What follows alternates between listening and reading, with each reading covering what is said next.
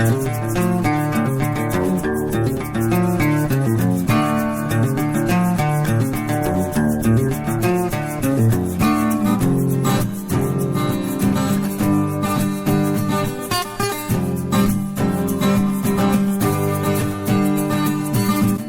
to another episode of Reseller Evolution. My name's Scott. And I'm Carl. We've already done this type of voice. This is episode 51.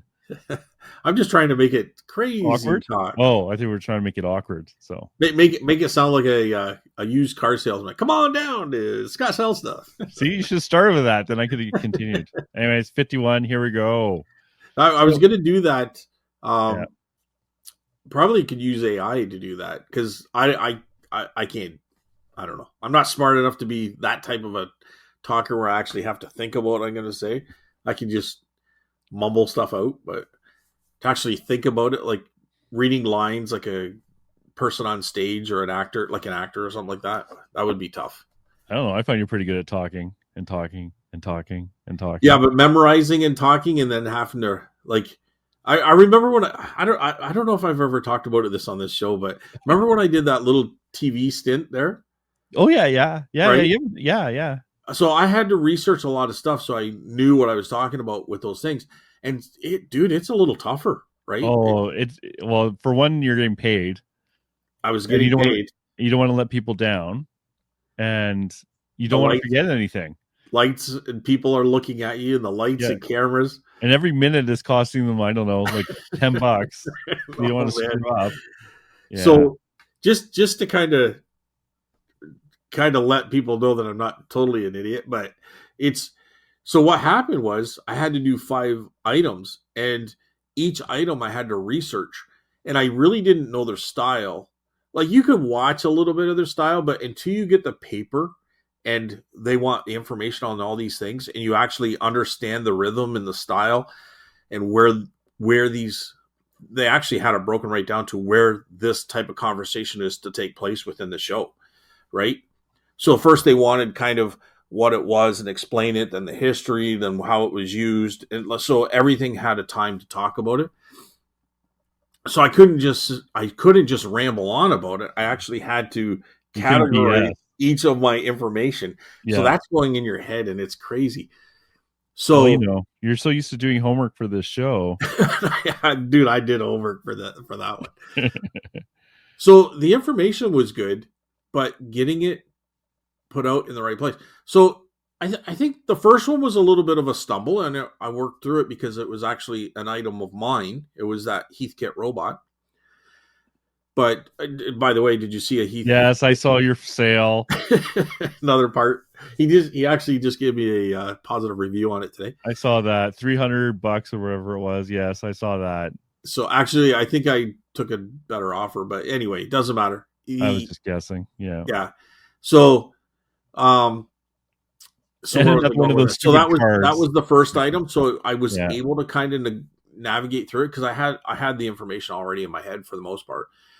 The other 2 kind of went better, but the last one, so in my number 5, I did 3 in one day.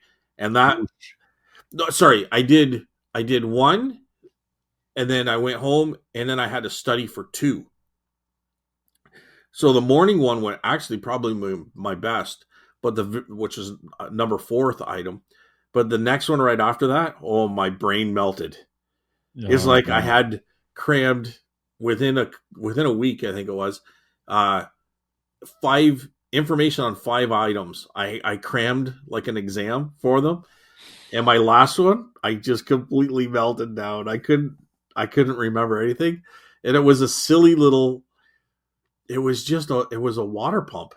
You know what I mean? Like it was one of those cast iron pumps, but I had to know the history, who made it, why it was made, why, like they were Canadian. So, cause it was Canadiana stuff, and oh my God. And my brain completely melted. I couldn't even like remember the woman's name, and then I couldn't pronounce it right. Yeah. I'd be the same way, to be honest. I would just refuse to do it. Cause I would wait till the last second to do any research, cause I know myself. And then I would half-ass it and hope I could just BS my way through it. And Not for Well, me. to be honest with you, I thought I could BS my way through it, right? I thought, well, I'm going to know enough of this stuff, no problem. But when they actually need it in certain order, and then you have to rememorize exactly all that information, Yeah. and it was something maybe you had no interest on. Like, I mean, you can say like a water pump, like one of those hand crank cast iron pumps. Okay, dime a dozen, no problem, right? I know what they're used for. They're used to pull water out of the ground, right? Duh. But then you had to get into the patent and the intricacies, and like then it Yeah. gets into like, because there's different patents, there's different sizes, there's different uses. Like I'm pretty good with my knowledge of history, Yeah, but if you ask me like, okay, what's the date on this and that? Like I can't do any of that because it didn't really matter to me, right? So I have a general idea for a lot of stuff. But when it gets to the details like that, that's a different thing. And it's like often for us it's not that important for a lot of things. yeah, it's really not, right? Right. But for the So show, when you're educating people on it, it was very important. Like I remember it was Beatty or Beatsy, but they're a Canadian family up in Fergus, Ontario, and it was embossed right on the thing. So then I had to go into the history of them and when they made it and why they made it and all this other stuff, right? And ugh, yeah, and uh, it was it was very interesting. I'll tell you one thing that I learned that I was very, very surprised. And I don't know if you'll be surprised or not, but like during, like up to and including during World War II, which is only in the 40s. My dad was born in the 40s. You know what I mean? yeah, Only 50% of North Americans, so that's Canada and US, yeah. had At indoor indoor plumbing, yeah. indoor plumbing. Yeah. Yeah. And I'm like, are you serious? Like in the 40s? You know what I mean? Like I found that really interesting and almost shocking. Like I guess if you really think about it, it's not that shocking, but to really think that 20 years later they were putting a man on the moon, That's crazy, yeah. that's craziness, right? Like it's, I don't know, maybe 25 years later. You know what I mean? But half the people didn't even have indoor plumbing. It just really boggles my mind. It really did. And they were using these things in the 40s, 50s. Like, I mean, I know some farms will still have them to this day working, but I mean, it was their lifeline. Like, it was their way of getting water. You know what I mean? That's Yeah. really, really crazy. It's like any technology or any change. Just because it's invented on this day doesn't mean everyone like suddenly flipped over to the new thing. Right. There's still Right. all these people. Like you might be surprised, but there's still people using like cars that use gasoline. Can you believe that? I'm not surprised at all. That's the best thing there is. Sorry, everyone. I just had to get that in there. But yeah, no, and like doing the research like that, I don't mind doing it a little bit, but at some point, it's like, how deep do you go down the well The to find well. this Yeah. information, Yeah. right? No So pun intended. yeah, But no pump yeah. intended. So, anyways, I'm not sure where we're going with this, but that I was don't the know. I just show, let you and it go. was just so it was all about like just memorizing, doing homework, and yeah, that was crazy times. But what episode is this, Carl? 51. 51. Yeah, All I right. mentioned it earlier, but you weren't listening. So Oh, did you mention it? Oh, I sorry. did. You didn't mention it last week's show. I think I did, but I can't remember. So I'm not going to I'm pretty debate you sure on you that. did. Yeah. But Anyways, so how was your week, Carl? What's going on? hey, did you hear that the Canada Post strike is still happening? Yes, I did. Yeah, so My that's chest is getting tight again every time you say that. oh no, sorry. Please don't have a heart attack on the show. Yeah, so I think I mentioned it last week, but I shut down my store, right? I'm pretty sure I mentioned it. Yes. So Yes. I just didn't want to deal with that. And my friend Vinyl or Scott here in Ottawa, he sent me a message saying, "Have you seen Chit Chats?" And it's like, yeah, that's a reshipping company that they're like basically they're packed to the gilders with all the packaging that everyone's trying to push through Chit Chats. And I hear the same things happening, of course, with UPS and FedEx, that A lot of places they've just stopped accepting packages, which isn't a surprise. That's why I shut down my store, because like when I saw chit chats like that, it's like I knew that the whole system was going to basically cram up with stuff, and I just don't want to deal with it. So So, okay, I'm glad you brought this up because this is, I understand it two different ways. So, actually, I understand it the way you said it, where UPS is stopping shipping or trying to sort out shipping. But I heard last night. Now this was on the news, so I do watch news from now and then. I know you're not supposed to believe everything they say, but they had it all drawn out, all this kind of stuff. So, and I believe this is CTV. So City TV. This is CTV. um, sorry, City TV is actually still going. I was thinking of SCTV. What anyway? that's such a Canadian reference. So Yeah, that is let's huge, keep going. hugely Canadian. Yeah. Anybody born in the 70s will know what I'm talking about. But anyway, so anyways, it's a Canadian show. But what they were saying was it's not UPS themselves. So if you print an actual label from UPS, they'll still ship it. It's the third party shippers that they're not accepting anymore. Mm. So there are smaller places, but because they don't reach everywhere, they'll especially in the rural areas, which we talked about a little bit about rural shenanigans and stuff like that in the last post office conversation. But so they're not taking those on. They're just only sorting out the labels that are directly for them, which would be what I print off eBay. So just to confirm that, because I did ship some stuff out yesterday, that stuff is still moving. If you check the tracking, it's still moving. So I got 3 items going out today. I'm gonna print labels. They'll be UPS, and I'm gonna monitor them. But the guys at the store, when I drop the stuff off, now it's a convenience store and they don't really care. They just scan it, and put it in the back room. But I think if there was an issue, they would say, "Hey, listen, they're not picking this up." You know what I mean? I'd hope so. So, but I mean, I still went and looked. What I dropped off yesterday is in Concord as of last night. Like it was moving. So it's Yeah. actually moving quite quickly. Oh, good.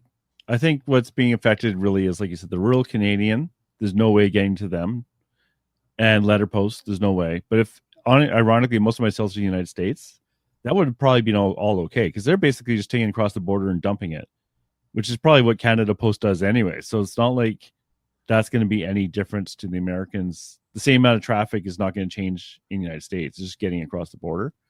But it's just the amount of trucks they're having to hire and all that stuff. But honestly, every year I shut down around this time anyways. Okay. So no, I was for the most part just referring to, or understanding they're just referring to, they're not taking on any more third party parcels. They're just going to continue with theirs. So we'll see. I'll find out today. That's for sure. Because I got 3 items they're going to figure out. So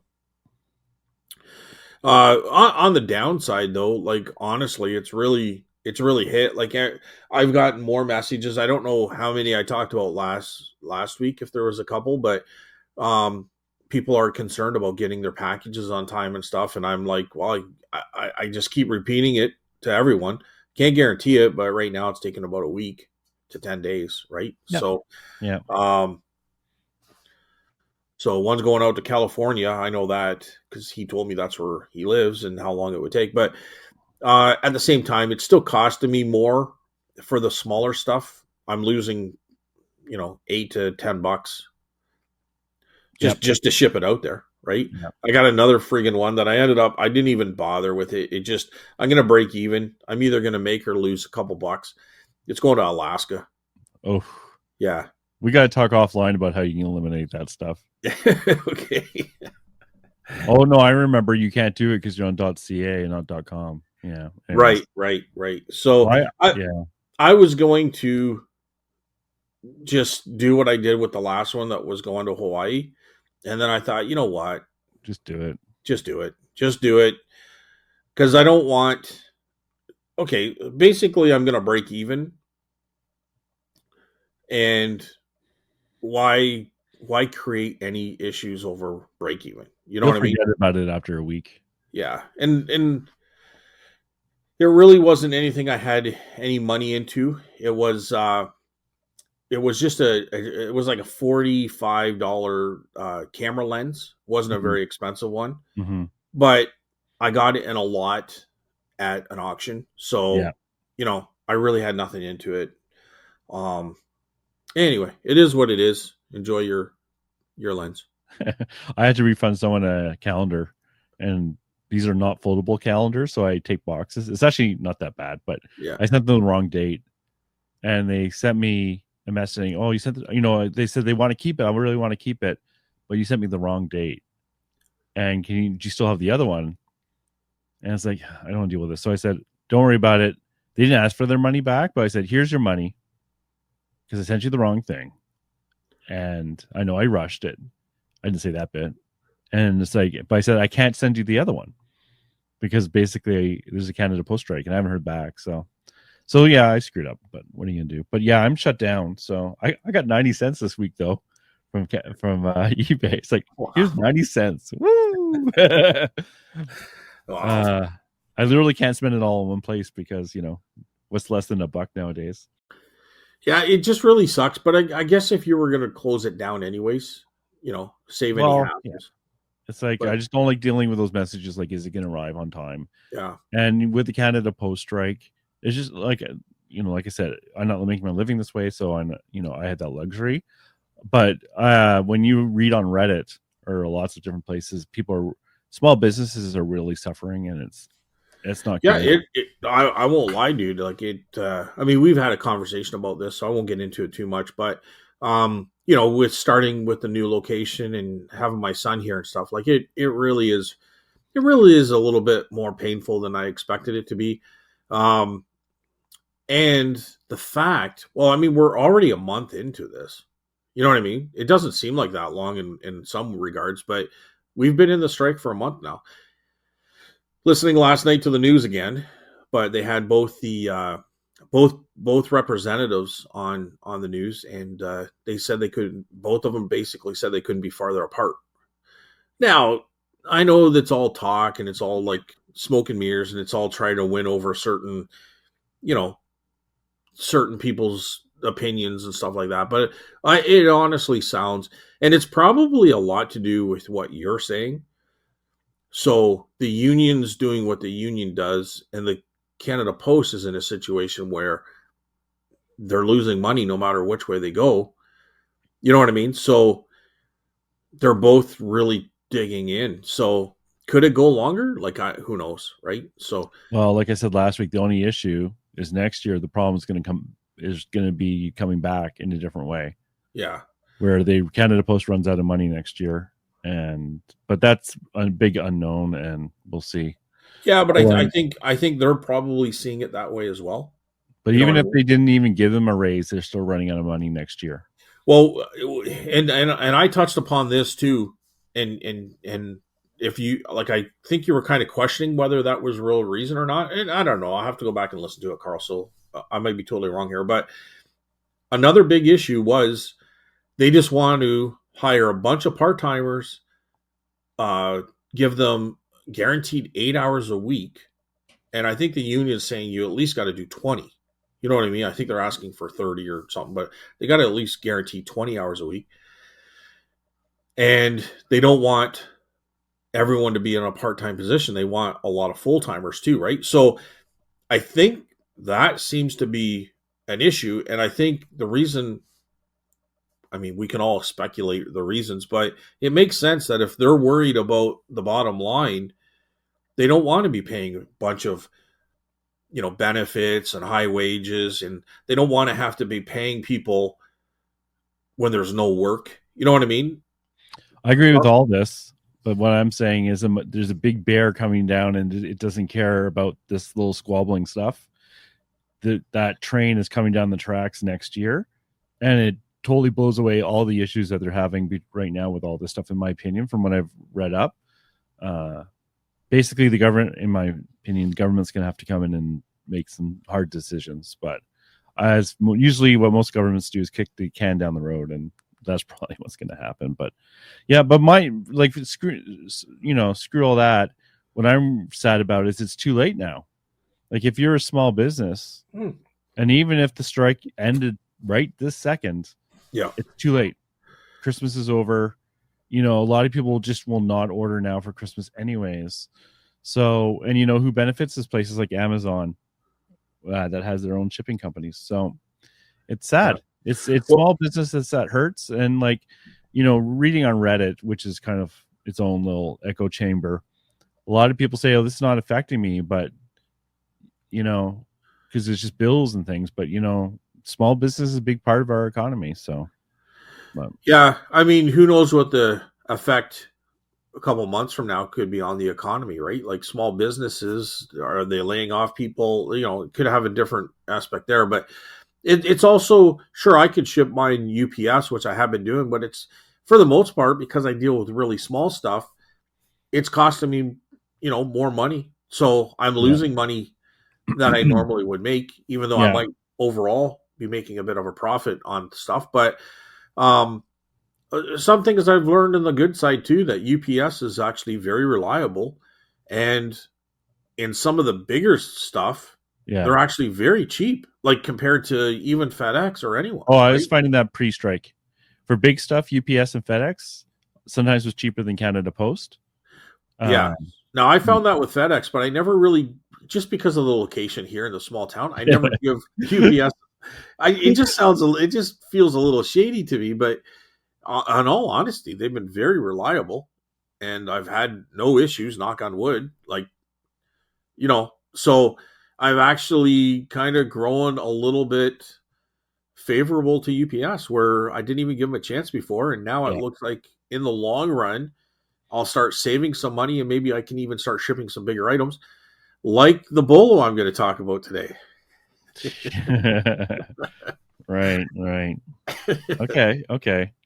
So, let's get off Canada Post because it's just depressing. Unless It you had is. something else It you is a wanted to bit add. depressing, but it is what we're dealing with up here in Canada, and I think the U.S. is starting to deal with it too, because they're not taking parcel. Like, I don't think they can ship to Canada too. No, they've stopped shipping to Canada. Yeah, for the same So reason. It's all sitting on the border in big piles. yeah. So ask me how my booth went this week. How did your booth go, Carl? I don't know. I wasn't there. What, Carl? Yeah, I know. Well, I do have excuses. Okay. So Saturday night, I was in Montreal, and we drove back through a snowstorm. Thankfully, I wasn't driving. It was my friend Lara. She was driving. She's one of those people that does the emergency brakes if someone else drives, and I'd rather just she can deal with it. She prefers to drive. The passenger seat emergency brake? Yeah, exactly. Yeah. It gets annoying after a while. Anyways, she had to white knuckle it all the way back. Oh God. So it took us, I think, 3.5 hours to get back from Montreal. When normally that'd be 2 hours. Was it a big 4x4 pickup? It was a big van. It's like I swear half the van was still in Montreal an hour later. It was that long. Was it 4x4, Carl? I had no idea, man. I'm just saying 4x4. It was scary. Yeah. So I'm sure every Canadian has white knuckled at least once in a snowstorm. So we didn't get home until I didn't get in my bed until like 2:30, and I need a lot of sleep. So getting up at 6:30 is when I need to get up at the latest. So it would be 4 hours of sleep, but I could have lived with that. But the issue is that Sunday is when they do a special event at Amy's parents' place. Okay. And they hadn't plowed, and she has a bad back, or can get a bad back easily. So what, the Canadian issue of, like the plow comes by, yeah, and then you're blocked into your driveway and you can't get out. Yeah. So it's like, do I really need to go to the booth to make $20? Yeah. Or do I just stay home? And I would have done the same for sure. So in the end, they didn't actually plow at all until that night when we came back. So I could have gone, but who knows in advance. Yeah. So I don't know how it went. Like I asked my friend, and he said it was busy, and I asked someone else, and they said it was quiet. So who knows? I'll find out. It's always busy when you're not there, eh? Exactly right. Yeah. So I was like, yeah. Oh, swamp, best day I've ever had in 10 years. Exactly. So there's that, and what else happened? I don't know. I mean, thinking about like, what do I enjoy about this? Because sometimes I've been stuck and like what's actually fun. And I was looking at your sales and I was watching Two Digs this week and they were talking about like some of the best sales. And it's like, yeah, that's the stuff that gets me excited. Is that higher end stuff, right? Yeah. And maybe I need to be a little more careful about like buying the low end stuff, but it's hard when you buy those big auction lots and it's like, yeah, this sells for 15 or $20, but you know, it needs cleaning or it's like, is it damaged or whatever? And anyways, I haven't been thinking about that a lot, but just a little bit. That's really all I have. What about you? How was your week? Like I said, the eBay sales are slow, but I mean that's obvious. I'm still selling though. Like I'm still like I got three going out today. I think I had two go out or three out yesterday. Yeah, Um, I had a couple decent size sales, but again, I don't know. To be honest with you, I was pleasantly surprised at a couple of them. I thought were going to be more, but UPS actually surprised me. So I shouldn't complain too much. But in a lot of cases, they're you know you're losing. You know what I mean? And that stands out more than winning sometimes. Right? So it does, anyway, unfortunately. Yeah, the booth itself is kind of just hovering in there. I'm probably a little bit down compared to where I want to be. But today I'm noticing that there's more people on eBay view like watchers. You know how it says you can send yeah, discounts to watchers? yeah, Like between this morning, now we had about an hour's conversation before the show, Carl, but just before I printed that shipping label, there was 15 within an hour, 15 watchers on like 15 items being watched. hmm. When usually it's one, two to four. You know what I mean?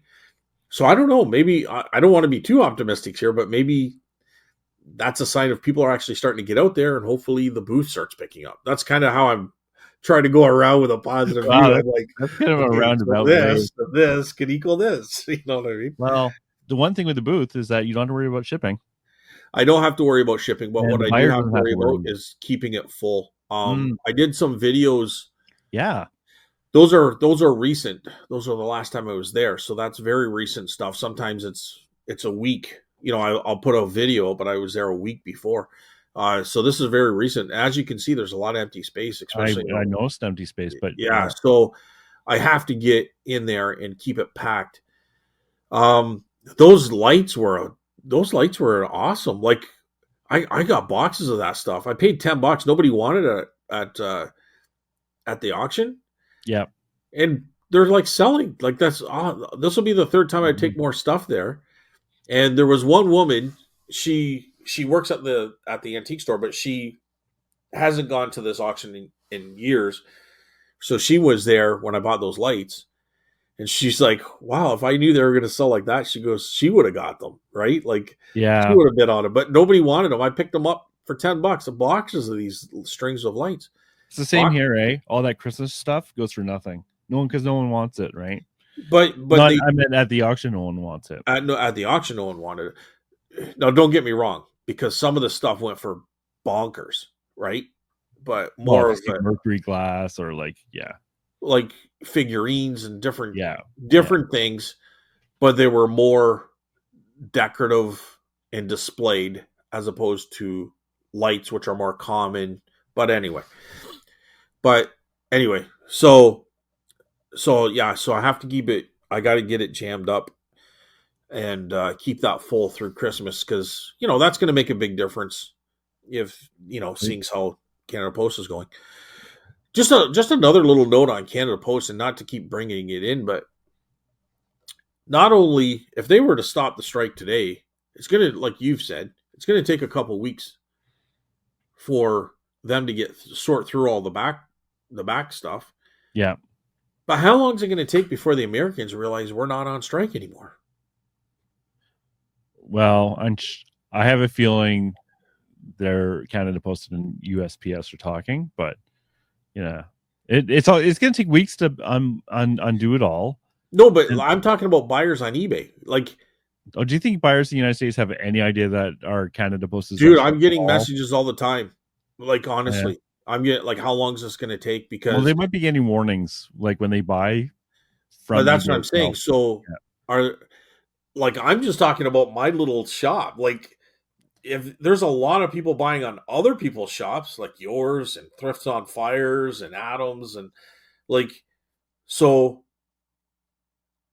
like, a lot of people that buy on eBay probably always buy, like, they're probably regular buyers on eBay, and all they're seeing is Canada Post is on strike. Like, how long after the strike stops will they still not know? You know what I mean? So, like, Yeah, it's just yeah. It's it's just something else that maybe, could even be longer. You know, maybe. I have a feeling they don't. Most of them don't even know that they're but actually buying from us. But I hope so. But eBay I do get messages. So eBay did send that message about the strike. Did you read that? I don't know. I don't know. I read so much shit. Can't even remember. They sent a long message, anyways. It was pretty sad. Basically, they were begging us to still list stuff on eBay. Oh, okay. I I was like, I did. don't listening shit. It's Yeah. like they say, "Oh, we'll cover you if there's a negative." It's like, Yes, yeah, I did right, read you that. will. I Yeah. don't. It's like I don't believe that they know that they're lying. I just don't trust that that message is being conveyed throughout the whole system of eBay. You know, because someone else, I was on Facebook. I think I was read this. Like someone said, I peeled it and I had a negative for shipping, and eBay said, "Too bad, so sad." Even though it's their own policy that you know they would just remove it, and they had to appeal, and they won the appeal, but you had to deal with all that BS, right? So, what did they say? The left hand doesn't know what the right hand's doing, or something like that. So, Well, that's in a lot of cases. That, like, I know I can't use this word out loud, but government jobs. I know I worked with somebody who was in a really, like, in my mind it's a very important government job, and he said that was the biggest problem. That's why he quit, is because the left hand didn't know what the right hand was doing. right. So Right? eBay it has been a lot like that. Yes. So I don't really trust them. Like I said, I don't think it's nefarious. I just think they don't convey things properly throughout the line. So yeah, but the email was funny because basically it's like I said, please list, please sell stuff, we'll cover you. And it's like, yeah, right. I I wanted to mention one other thing I forgot to mention. So I attempted to do a private pick this Oh. last week. Oh, dude, this is okay. Now we're talking. I wanted to hear this story. So in the summer, I went to a garage sale and I bought a few things. And the person's sister was there. And actually, I bought most of the things off the sister. And she said, "Oh, I have stuff I want to get rid of. And I'll contact you." So I actually gave her a business card and never heard back, which is fine. I wasn't that shocked. So this last week, I heard back from her.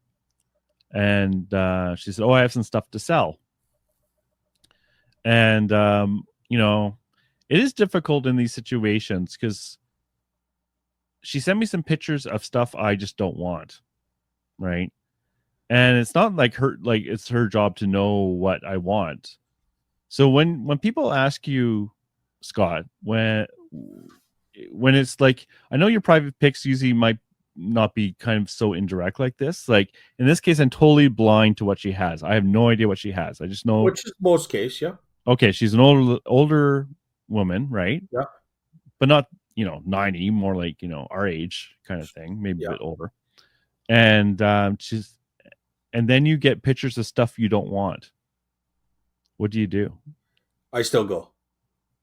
So you physically go, eh? Yeah. I physically go because they're gonna have more stuff there, and it's not their fault. They just don't know. I've always said this. If people are clearing out and they're having a, say they're clearing out a house and they're gonna have a yard sale on the weekend, but they're taking, someone passed away or something, I'd rather go through the garbage bin than go through to the yard sale, No, that's a good point. because it always seems that they throw out the stuff that people want, but they see no value in it. Yes. You know what I mean? Like they're going to throw out that Maud Lewis painting that looks like a 2-year-old did it, and they're going to try to bring out the steam trunk that you can't sell for $20, but that Maud Lewis might be worth $30,000. And that's the problem. You know what I mean? So I always go. I go anyways. Even if I think they're asking too much, if they're telling me they have a lot of stuff, I'm going to go. Right? Right. So Like what if you walk in there and they have boxes of old VHS tapes because they're going to throw them out because nobody wants VHS tapes.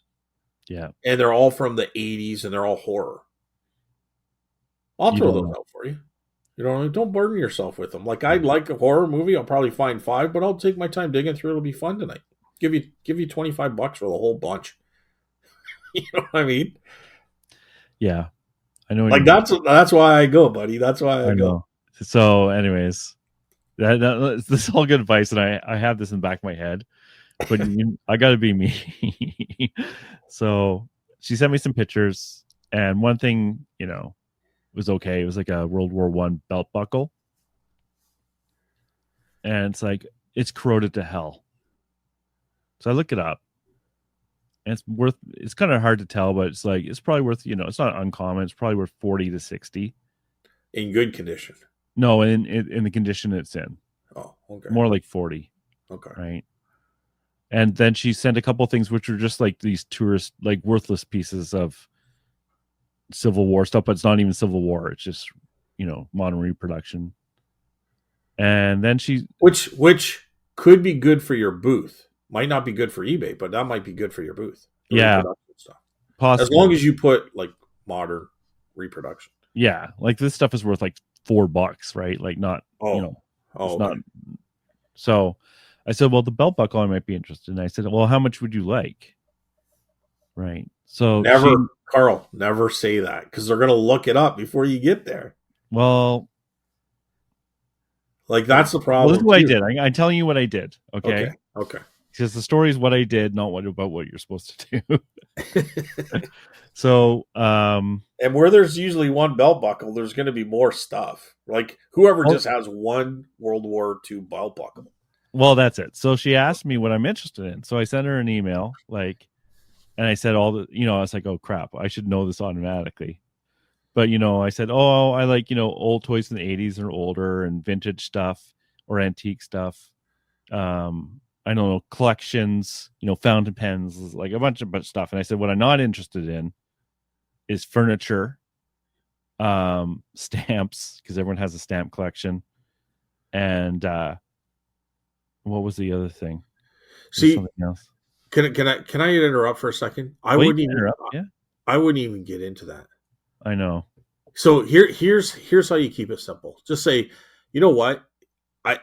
I don't know it until I see it. I actually have to come and see it. There's a lot of variables that play in. I can sit here and list the stuff, but if I miss something and you got it there, and sometimes it all depends on condition. But if you got a lot of stuff, I'm going to buy a lot of stuff, So I'll come by and take a look. And if I can see something there, maybe I'm not interested. I'm at the antique store. I'll probably know somebody who is interested in it. So maybe I can help you out that way as well. And I just leave it at that. I keep it very vague. Don't make it complicated for them. And the bottom line is get in the house and see what they got. Because, dude, they could have something they forgot. It could be a steam trunk, and you open it up, and it could be like filled with King and Country toy soldiers, all brand new in the box. Like you don't know, right? So get in there and just say, listen. You get in the loft, you can get in the attic, you get in the garage. You just say, is there anything maybe I can help you with? Like, I don't mind climbing ladders. If you got stuff up and I see like in the garage, I'm just thinking of experience, but you got a bunch of stuff on the shelf. I'll bring them down for you. We'll take a look together. And if you want me to put them back, I will, if I'm going to buy them. But she goes, well, if you could bring them down for me, that'd be great, because then I don't have to do it. And, I can't really get up on the ladder. Like, so yeah, dude, there was one time I went up in the loft of his garage because he had one leg. And I brought all this shit down, right? And I bought a whole bunch of stuff on him. And like, you just don't know what you're going to get into. You know what I mean?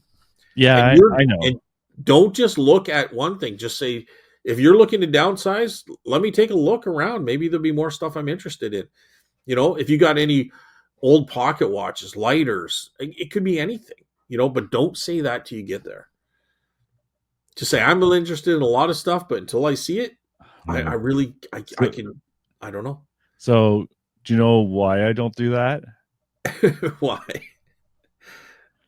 Because I'm not Because as, you're afraid you'll insult them. oh, see, you do listen sometimes.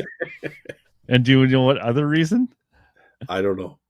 I don't know the values of everything enough that I feel very comfortable. Like, just Google Lens is your do friends. you do that when you're there?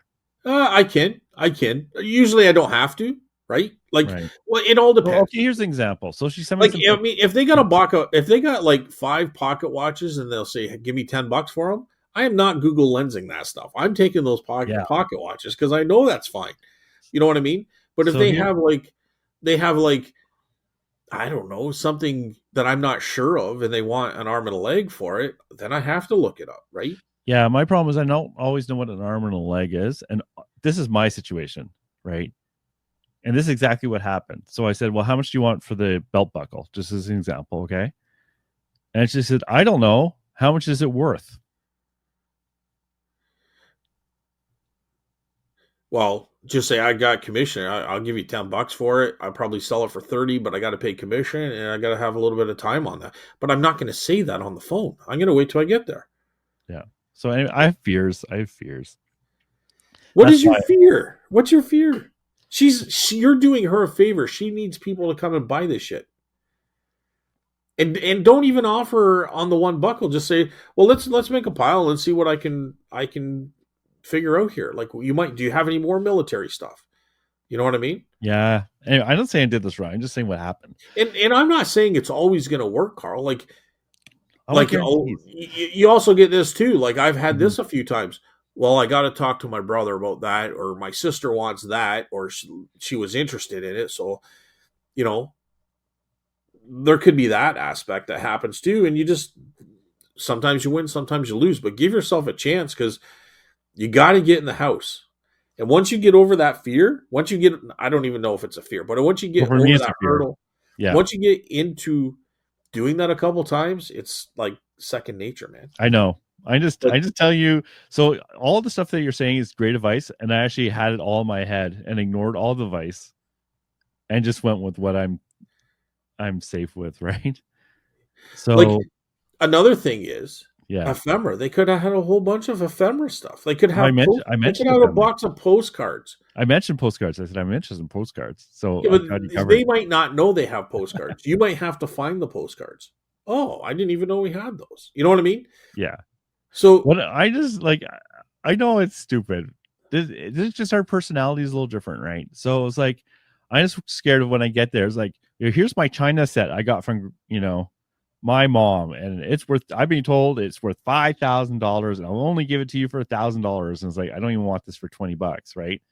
It's like, you know, yeah. So I don't even think about those situations. All I right. think about is, I gotta go in my gut. I mean, I have to get over it. But this is my bugaboo. Is this yeah. stuff? That's a big bugaboo though, dude, because you're It's missing out hard. on an opportunity, right? You I don't know. know what's there. I know. And if it's an older person, like, they're gonna have older stuff. And that's what I like, is the older stuff. So if you can show that you appreciate the stuff they have, they're gonna like that, right? Like, you guys will have something in common. Like, okay, let's face it. Sure, the older person's in a situation, people can say you're taking advantage of them or not. I don't think I'm taking advantage of them at all. Like, and usually I'm straight up. Like, listen, I got all these expenses. I don't know how long things are going to sell. Like, here's what I can do. You know what I mean? And Yeah. we negotiate a price. But a lot of times they're just happy to get rid of it because they're moving, they're downsizing, they don't have to deal with it. You yourself, think of how you feel when you're saying, like, I just don't want this. I just want to redonate it, or I just want to Yeah. sell it for a lower price to move it. That's what's going through their mind. They just want to get rid of it. They don't want to lose something that's worth 20 grand for $2. But that's normally not the case at all. Like, that's very, very rare, if at all. You know what I mean? Yeah. So And a lot of times they don't even have attachment to stuff because maybe their husband, or in some cases their spouse, like their, like who, like the wife could have passed away, the husband could have passed away. So it's the other person's stuff that's just lingering around. Like it doesn't even, they have no interest into it, you know? And it's just, and do a conversation with them. And like, I wouldn't, I normally don't do this, but I remember there's one lady, she was such a nice lady, right? And I think we paid more than she was asking, which we still did really well. But, and I've told this story before, but she's like, one thing I'm going to miss when I move is the fish and chips in Dover. Like I went there last week. They're really good. It's perch dinner, right?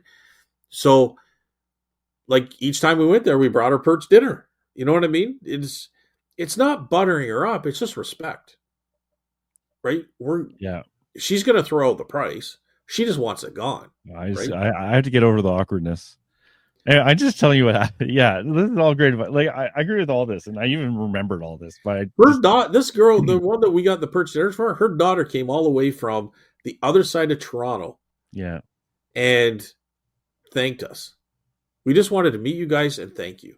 I And I said, guess well, like you guys are doing us a favor too. Like we're going to sell this stuff. Like you're doing us a favor too.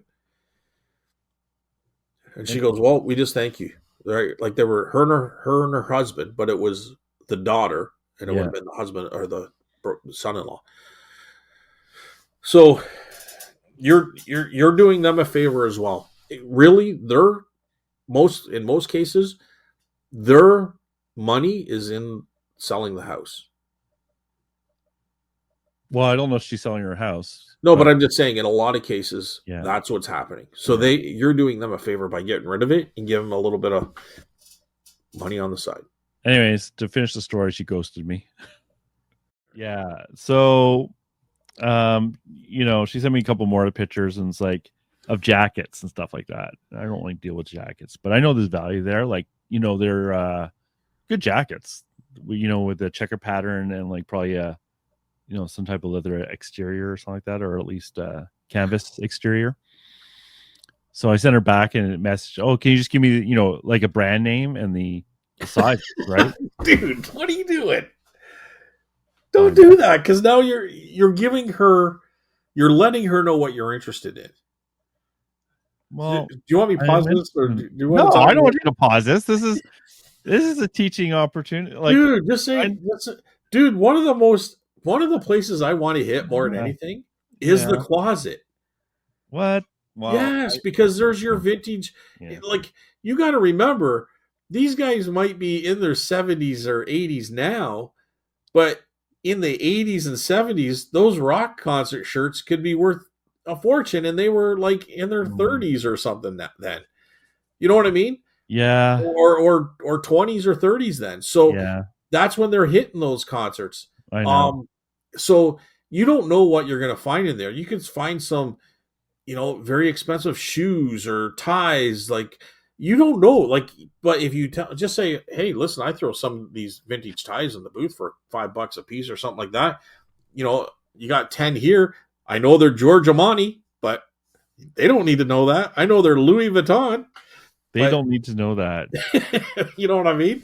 Like, so you just say, here's 10 ties. I'll give you $20, a couple bucks a tie, and I throw them on my booth. A lot of times what people do is they'll take them and they'll make like pillowcases out of the ties and stuff like that. And, so I just put them for cheap in the booth. There you go. Bam. So the reason we're talking about this is I'm not good at this, right? Yeah. If you want a podcast, just about let us know in the comments. Do you want podcasts where everyone's just like pretends everything is great and so perfect, or do you want to hear like the horror stories that I say and then Scott criticized me, and then I criticize Scott for his management style. Yeah, really. I would say, like, you don't know, there might be like a Louis Vuitton brand new in a bag in a box, right? And the husband doesn't want a bag. Like, oh, my wife would love this. Man, this is great. Put it in the making pile. me feel bad now, Scott. Just put it in the pile, and when you get there, make a pile. Just say we'll negotiate at the end. We'll make. I don't want her shit though. Like it's like She said, "Oh, I You, have a huge collection of you don't want pine her wheel." shit, but you want her good stuff. She Oh, might push you towards the shit, but you have to deflect it to the good stuff. You know what I mean? Once you're there, you're there. wow, I should have just kept this under my hat. Why? I, I well, feel this is what bad now. you're mad. Bad, bad. Oh no, I would call her back up. I I don't would have her call phone her number. again. I don't Just have say, her phone number well, how'd she message you? through my email that I So have then on my account. email her. Email her and just say, hey, listen, I'm off this week. I can come by if you want me to take a look at some stuff. I'd be interested. Just see what Okay. happens. The worst thing she Well, could say is F you, right? That's the worst thing she could say. The best thing she could say, come on over, Carl. Really, honestly, just take everything for free.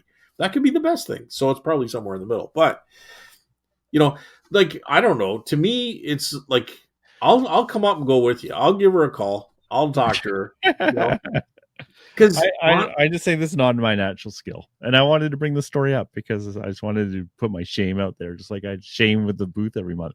Oh, speaking, let's switch subjects all because right, all right. enough of that. So I mean, oh, actually, no, I'll save it to the comments because there was a comment about this, so I'll leave it to that. Was there anything else we wanted to talk about? Is there anything else you wanted to mention?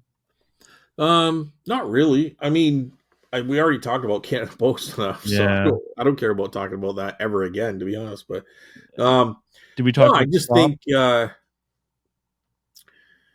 I don't know. I'm still like just distraught over you missing that opportunity, buddy. I think you just have to put yourself through it. Wow. Come No, on, I'm serious. man. I think you just have to push yourself through it, and I think it's easier than what you're thinking. Like you're Here's what I'm doing them a scared of. Like, I favor, don't know how honestly. much to offer for stuff. Like, here's a pile of crap, or not crap, just stuff. I Yeah, never know how much to offer. Like, I find it confusing. It's not like I've been such a like my best buys have always been big lot buys, but it's being big lot buys where I have complete control over how much I'm paying. If you know what I mean, it's through an right. auction where I So have complete control. like, There's I mean, no awkwardness. everything's going to be a little bit different, but do not offer them more than 30% of what you think it's worth there. Yeah. And in fact, go low. Like you're not going to know everything that's there, but who cares? Because they're not going to know either. So I don't give me an example of a pile, and I'll tell you. Like, are you Pile of looking at 10 30 jackets, things? Are leather you looking at jackets, random 10 pile of jackets, leather jackets, which I never sell. okay? So leather jackets, and how many? You said there's 10. 10, 10 vintage stuff from the 80s, 70s, 60s. Well, without really knowing any size or condition or anything like that, or not knowing brand names, I Used don't know. condition, but nothing like with holes in it. But, I'd probably offer them $100, so $20, well, no, 10 bucks a $10 piece. a jacket. Yeah, Yeah. because most of them are going to be 40, $50, right? See, I don't know. Yeah, most of them. You might have the odd one that's different, but most of them are going to sell for the $40 range. See that? 40 So that was an example, of course, but that's my sort of thing is I don't really know how Yeah, much things sell for, like with stuff and like and that. they're probably going to come back at you and say, really, only 10 bucks a piece? And I said, well, you know what? I'm going to put $40. They're going to sit for a while. There's a lot of them here. There's nothing any high end brand name, right? Now, don't get me wrong. If there's a nice soft Danielle leather one, it might be worth $100. Like, you don't know that, but like I'm only generalizing. There might be stuff in there worth a couple $100 that has, King of Beer Budweiser. I don't know. If they're just plain leather jackets and they're all used, I'm thinking around $45. I'm gonna put them in the booth. And if there's something unique or nicer with a strong label and very good condition, I might put it online for 150, but I still have to ship it. I still have to package it. There's photos. There's a lot to do to put it on eBay, and they're going to take a commission. I'm losing 30% no matter where I sell this at. That's what I say to them, right?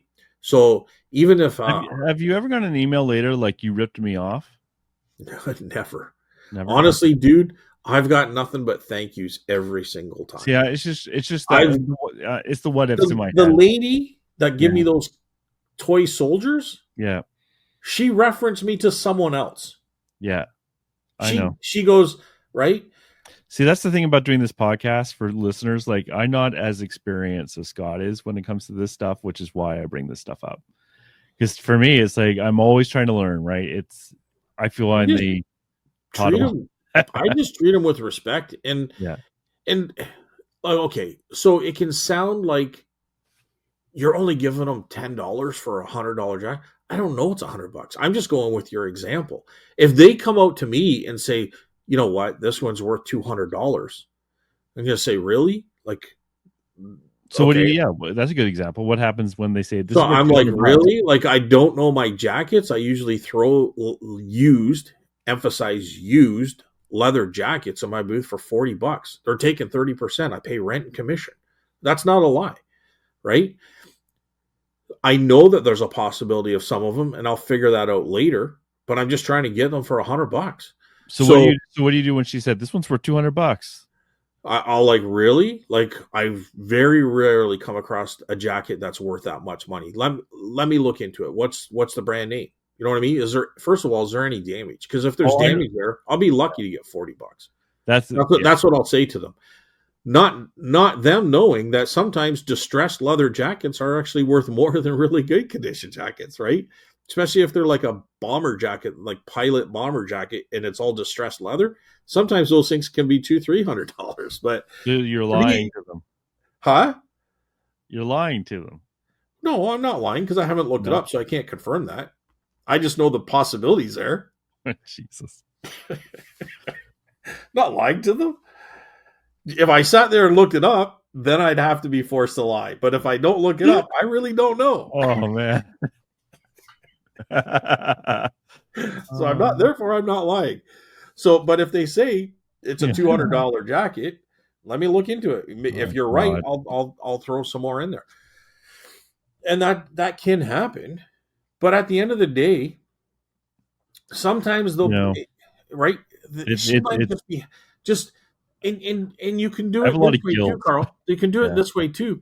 Maybe it's leather jackets and they're in the closet with some good shirts, and just say, you know what, I'll take all the clothing. Here's $200 and I'll take all the clothing. Well, now you sell one or two leather jackets, you get your money back, and then you just kind of hope there's something up in the rest. You know what I mean? You're I know also, what you mean. It's just so. Anyways, I don't want to. dude, I've taken the whole closet before. I've Yeah. taken all the clothing before. Yeah. I'll just take all, if you You know, want, like I'll take all the clothing. I'll sort it out at home. Whatever I can't sell, yeah. I'll donate to the thrift store. You're But it'll bashing save me. you Not from bashing doing the me. trip. You're giving me advice, but I can tell you all the experienced guys I've talked to give me exact same advice, except more blunt. Like What do you mean blunt? one of my good friends, like he's been this. He's like, "What the hell, Carl? Why aren't you there now? What are you doing standing here? You Yeah. just like, what are you so scared of? Like, come on, man, you got to get in there and get the good stuff before someone else. Give me the name. I'll go there and take all this Well, stuff." that's what I said. I'll come and help you out. Yeah. Uh, Because you don't know what you're going to find. You might open a box and it might be brand new Nintendo. You know what I mean? In a box. I You know. don't know. And they're I'm going just to scared of say, you wasting know people. what? I have all these fears. I got to get over. This is me. This is my bugaboo. Is the fears. We bought that for the grandkids so they have a game to play when they come here. And we bought it for one Christmas and they've never played it. We opened it up and they've never played it. You know what I mean? Yeah. And you're like, oh, you know, how much do you want for it? I don't know. What do you? I don't know. It's older. Does it work? You know what I mean? Well, we've never played it, so you don't know if it works for real. I'll just say, I don't know.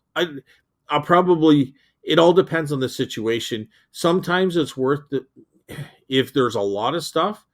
Sometimes it can be worth to pay up a little bit of that so that they think that you're paying the proper amount for everything. And let's face it too. And I don't want to sound like a sleazeball because I'm really not, and I might be talking a little bit like one, but I really try to be fair. But at the same time, not everything sells, not everything works. That's right? The thing. It's like, oh, this works for sure. There's no damage on this. So to be my able mom to gave me something and she said, "Oh, this is old." And I looked it up and it's like this was made like 40 years ago, and she went like, what? Because so people don't even know sometimes when They something. don't, and Yeah, sometimes I think pretty much all the time, unless they resell, yeah. and even then they don't. But and even then, sometimes they don't care. But I just think it's if you were to like just give a value on just clothing, sometimes it's easier to give a bigger value on a lot of stuff, which means smaller amounts on individuals. So like if you want to get rid of this clothing, I can do that. Whatever is there might be some good pieces in here. Whatever is not, I'll donate. That saves you a trip. And we'll just throw it in the pile and we'll come up with a price later on. You know what I mean? And then once you give them the price, if they're not happy with it, and doesn't happen all the time, but let's just say, well, that's a little light or something. Just say, well, where are you seeing the vial? Let's break it down. And then you can start breaking it down. You know what I mean? And then sometimes they'll think, well, you know what? That's not too much. Maybe I was out $50 on the jackets, but the rest of the stuff he seems pretty fair. And just say, they might just say, or they might bump it up another $100, and you just say, how about we meet in the middle? I'm good with that. We'll meet in the middle. Or just pay the extra $100. Like who knows? It's really hard to figure it out, but play with it. Don't be afraid of it. Play with it. But I want At the black end and of the white day, rules. the worst they're going to say is no. Then if you change your mind, let me know. Maybe you throw it on Facebook Marketplace. You do that, you might be able to sell it. But if you change your mind, here's my number. This price still stands. Unfortunately, I can't pay top dollar for everything because I got to pay the guy that I'm selling it with commissions or eBay's commissions. And I got to account for my time. And I don't know. When I start digging through some of this stuff, sometimes it's broken, it doesn't work, or there's a tear that I'm not seeing in the shirt. And just say, so I account for that as well, Like you can give them excuses and back out of it. But No, give me this a is all call. great advice. This is My, the my title for the price my podcast. price stands, but that's Yeah. it has to make sense for me too, right? Like Yeah. you knew up front that I'm here because I'm gonna sell this stuff, but there's a lot of work involved and research and work, and you guys are just getting rid of it. I'm gonna go home. I'm gonna spend hours on this stuff, preparing it and figuring it out, and I got to account for that time. And then when I sell it, they're going to take it on the other end, and sometimes things don't sell, right? Just say Yeah. that. Just say it might look good here, or it might have sold once on eBay, but it doesn't mean I'm not going to hang on to it for 2 years. And then there'll be something like that bowling ball that's stuck in the middle, and they don't have any value on it, and it's $250, pays for the whole pile. You might wait 2 years to sell it, but who cares, right? Yeah. They didn't Yeah. have any value in it. Then you No, might find this old wooden stupid duck that's been sitting on the mantle. I don't know why he bought that. He bought that 20 years ago at an auction, and it's just stupid. I want to get rid of it. I don't like it. You switch it over, and there's some name on it, and it's worth $5,000. Like a little high end, but I'm okay. It could be worth a couple $100 anyway. But yeah, I think no, this is great. This is sort of stuff I actually listen to on the podcast later, just to remind myself of the experience that you have and the advice you have, because sometimes I need to rehear it over and over and over and over again before it clicks in. So no, that's all really good stuff. yeah, so that's how I play it. But never say no. Always go. Yeah, what I should have done is just said, "Oh, I'll come over and I can give you some ideas and we can discuss things." And 100%. Yeah. and just left it as that. What do you like? Honestly, I like a bunch of stuff, and until I see it, I could sit here and name a bunch of stuff, but there's going to be more that I'm not going to name. You know what I mean? And it all depends on condition and everything too. So if you got a lot of stuff to get rid of, I'll come by, take a look at it, and we'll work out a deal on, on whatever you're willing to sell. I guess I'm fearful like of the situation like you had with the car parts. Yeah, but what's fearful about that? I didn't buy them. I told him it's not for me. Yeah. But that's what I still ended up buying stuff. I bought stuff that he had no interest in, no value in. Right? Okay. Right. I just didn't buy the car parts because to me they were dirty. So a lot of them. So it's gonna even new in the box. The boxes were dirty. So I'm going to spend lots of time cleaning them. It just doesn't make sense. I really like those cabinets. If you're willing to split with those cabinets, here's what I can do on the cabinets. He wanted to sell it all as a lot. And I said, it just doesn't make sense to me. Not at that price, because I got too much into it. And to be quite honest with you, it's a little bit out of my knowledge base. I know some of this can have value, but I also know a lot of it has no value. Mm. So, I'm going to be stuck with that. And how many people need a $30 gas cap from 1920s? You know what I mean? Like, it might sell for 30, $40, and you might have 200 of them, but am I going to be holding on this forever? Yeah. And then I still got to put time in this. Like, so just hey, that's just the way I'm thinking. I'm looking at it from my end, you know, and what's he going to say? Oh, okay, makes sense. But if Perfect. you change your mind, let me know. Try to sell it to other guys. Like, I wish Yeah. you luck. At least this way you're going to get rid of it. Go try to get more money out of it. And if you can't, Yeah. I'm willing to buy what's here. But if people come and cherry pick, I'm not going to be buying at the price that I'm saying, if at all. So my value is in what I'm seeing right now. Mm. But if people are cherry picking out of it, it's going to go down. Yeah. Yeah. I had to Right? do that once too. I went to a reseller and they were trying to sell their stuff, and it just wasn't worth what they were asking. And the stuff that I wanted, they didn't want to sell.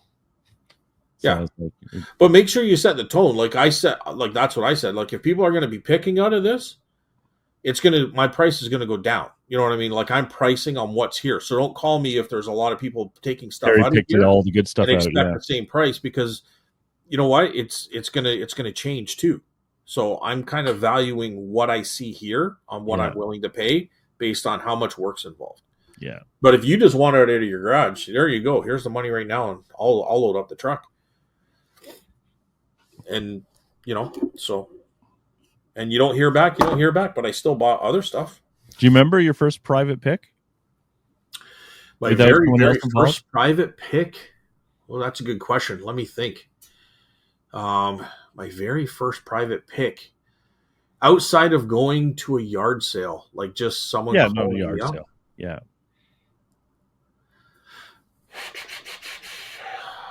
I can't offhand. Okay. I was curious. Um, I'm going. I can remember an earlier one that I really got ticked off about, Okay. because That's the good. she came in and wanted to know. I think it was her father that had passed away, and she was probably in her 60s. And they came into the store, and I just happened to be there, and they asked us to come and take a look at the stuff. Well, basically, they just wanted to appraise it, because every pile I went to, they didn't want to sell it. Did you go to their house, or was stuff they brought to the store? No, I went to their house. They Oh had wow. piles. Oh, I got to talk to my brother about that pile. Oh, I don't know. I think my brother wants that. Oh, I don't know. Let me find out what they think I should be asking for it, and then I'll get back to you. And I'm like, well, I'll throw out a price, and then I said I can buy that right now. Like, you got to remember that I'm feeling that they're kind of taking advantage of my knowledge at this point. So now I got to kind of stop that, because I'm not here as an appraiser for your stuff. I'm here to That buy happened your to a stuff. friend of mine actually. Yeah. For a product. So what I'm like, listen, this is my value right now. You can go find out how much they want for it, but I'm here now. I'm ready to buy now. If you're not willing to sell now, then that's it. There was nothing that was like, oh, I gotta have that. You know what I mean? Right. There was Yeah. nothing there. But if, like, you invited me here to buy stuff, and I appreciate that, but I'm just wasting my time if you're not willing to sell it. And if you got to go find out prices, like, this is what I'm offering for these things now. If you don't want it, that's fine, but I'm not coming back. You know, and you're not rude about it. You're just being straight up about it, Yeah. right? Yeah. Like, I'm not insulting them. They're not insulting me. But this I you asked me to come here under false pretenses. You have an agenda to pick my brain and my experience for your benefit. Well, I'm not going to play that game. Like, that's what I'm saying. in a I get, more polite way. yeah. I guess it can always happen because that happened to my friend like 6 months ago for a comic book collection. He went out there and he tried to buy it, and he said they weren't interested. They just wanted to know how much everything was worth. And they went, Yeah, "Oh, thanks for the values. Okay, bye." I don't get into that. Yeah. Right? I'll tell them what I'm willing to pay for it, and you're going to quickly, really quickly, you're going to really quickly figure that out. When you get to 2 or 3 items, and I don't know, I don't know, I don't know, now you got to set the tone. Like, what am I here for? You know, are you selling this stuff, or are you just do you just want appraisal? Because I can give you appraisal, but I'm charging $200. You know, and I'll spend you an hour and I'll appraise everything, but I want $200. I haven't said that, but I'm just saying Yes. That's that good. like that's what you could say. You You had know what that I in the mean? back of your pocket. Yeah. Yeah. So just say if you want me to appraise it, I'll appraise everything for you, but I'll do it in an hour and it's going to cost you $200, and you tell me when you want me to come by to do that, because I don't have the time right now to do that. Ooh. Wow. Look at you. Well, dude, you got to set the tone. Like, you're No, wasting my I'm time, impressed. I'm right? impressed. I'm impressed. Yeah. If anyone has questions about this, like I haven't thought of about private picks, please put them in the comments because I like this subject because I'm always learning with it. And It's Scott will fun. give us his infinite wisdom, which is good. Which is good. You know, like you had the experience doing it. You've brought up quite a few scenarios where it actually do occur and how to deal with it, right? I'm always wondering, like, I'm worried about a couple things. One is insulting people, not knowing the values of the stuff that they're selling, ripping people off, and wasting their time. And, you know, those are all fears that probably I've made into mountains, and Yeah. really they're not So I'm as, going to tell you right now, you're not wasting their time, because you're going to figure that out really quickly, and they need this stuff gone, yeah, right? The only time really going to be wasted is yours. You've already gone there on their time. yeah. So I wouldn't worry about anything, Carl. I would just, you know, I would just go for the Just do experience, see what it. happens. You know, Yeah. at the end of the day, you're going to walk out of there with experience and nothing, but you're going to be friendly about it. You're going to kind of just read them, and don't read them like don't read them while you're sitting there creepily looking into their eyes trying to figure out what they're thinking. Don't do that reading. Just kind of like read the situation with what's there. How quickly do they want to move this stuff? Is the house for sale? Is it, Yeah. you know, like, where is this going? And just kind of play with it. Okay. And don't give them, don't sit there and look up your phone and just say, well, this is what this is worth.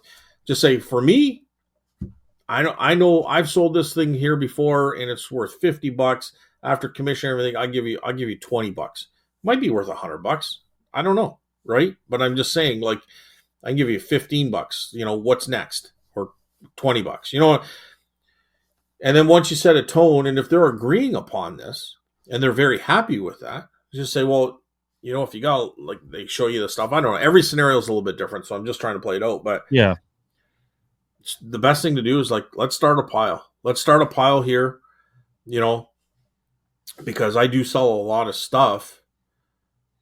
So I'm willing to buy a lot of stuff if the price is right. So if we want to start a pile, I'll help you clear a lot of this stuff out today. You know, so that's about it. That's all I know. That's Perfect. all I know. But Okay. it really is repetitive. Like, once you do about 5 or 6 or 10, like, it's the same shit every time. It's I just know. the same. Like, I could It, just play. I'll be able to send an artificial intelligent robot to the house, and they'll just say the same thing based on what is coming at them. it's a fear of the unknown, right? Yeah. It never goes away really. And But some dude, people say it's that. exciting too, because the unknown is, there could be gold there. There could be, like, something so interesting. When I saw those flight engineer suits, like, Yeah, I'm like, I gotta get those. Like, those are so cool. You know? And you know what I'm saying? I know. I just don't want to rip off grandma. Dude, you're looking at it. Don't look at it like that. Because you're not ripping grandma off. If Well, if wasn't it you I, who was talking about beating up grandma last week? no, that was on an auction. Oh. That was a couple weeks ago, and that was on an auction because she was beating me up in the All right. auction, so I had to kind of teach Get her it not to swing do back. that again. No, but then I told the truth of what really happened and how I helped her carry it out to the vehicle and up the stairs, and I gave her money back because I felt so bad because I was raising the price on her, and I should have known that eventually she was going to win because ladies always win. Okay, so let's go to the next segment. They always win because they play to win, Carl. They Oh, play to win. Jesus. They do. If Steph wants something, Uh-huh. nobody's going to change her mind. She's going to Excellent. take it, right? Perfect. That's the way it should be. Yeah. Even if it's like 300 times what it's worth, if she wants it, she's getting it. Wow. It's true. You don't know that about ladies, Carl? You just, dude, you're in this tunnel by yourself, man. They know they're going to win. Oh man, I'm just admitting to it. Don's send like, all hate damn mail right to we're going to Scott win. What's that? at. I said send all hate mail to Scotty at. I bet you Don's sitting back there, damn right we're going to win. Right? Dawn. But all right. So what time is it now, Carl? It's time for Bolo Bolo of the week. Yay! All right, Carl, what's your bolo of the week? This is stressing me out, just so everyone knows. It's like, oh my god, I don't know how long we're going to keep this up for. Okay, what, bolos? Yeah, bolo of the week. I want to, think of something. I'm stressed out, man. So my bolo of the week is something I picked up fairly common. It's cassette tapes. Oh, yeah. So sealed cassette tapes. Oh, okay, yes. And I just want to for people who don't pick them up. I'm talking about audio ones. I'm not talking about the ones that go into camcorders because those values can be very different than this stuff. And I used to pick up everything, but I kind of realized that some I'll just leave behind now. Yeah, the nice thing about cassette tapes is it's one of those commodity items, where there's tons of sales. You can see how much something is really worth. The only problem with cassette tapes is sometimes the little plastic, they become unsealed. People want them nicely sealed. And they're also heavy. They're 150 grams each or something like that. So you have to really keep into your mind if you're shipping this online, they actually weigh more than you might think. So the ones that I really like are, I'm just going to talk about a few of the brands. So there's TDK, Sony, and Maxell. There's other ones as well, but I'm just going to keep it to those. So if you ever see like an audio tape that says metal on it, take it and run away because those are going to be worth a lot of money. So like the only brand new or used. I would, for this bolo, I would just say sealed. Now, if they're used, if they're high enough, you might want to pick them up. But I never have. Okay. So, and these are more rare, but I have found them. So there's like TDK MA dash something, and there's a whole bunch of dashes. Each of those tapes can be like $100 each, US dollars. So it's worth looking at tapes. You'll see Sony Metal Master tapes. Those are $100 each. Now you're not going to find these very common, but they're out there. The Maxwell MX90s, those are worth like only $20 each. But what I actually find a lot of out there is the Maxwell XLII, and they're worth $8 to $10 American each. So as long as you're paying $1 or $2, they're fine. And like I said, they're bread and butter, the easy. But there are ones I stay away from now. So if you ever see the Sony HF tapes, they're only worth like $1. TDK with a D in front, like D90 or D60, I stay away from those for $1. Maxwell UR, you'll see a lot of those. I stay away from all those tapes, even if they're cheap, because generally I find after the shipping, there's just not a demand, and you're going to break even on that stuff. So, sorry. Go ahead. I was going to say, is there ones in between? Because I've found some at a yard sale, and they were Sony's, and I can't really remember too much about them. They were metal, and they at the time they were about $35 a piece, which is great. Yeah.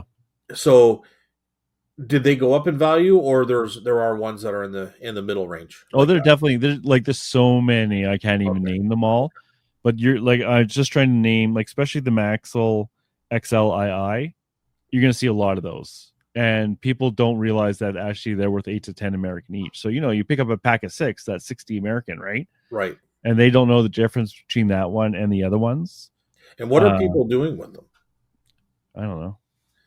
Like I heard that they're recording like their own, like they might be like in a band or something, and they're recording their own stuff on them.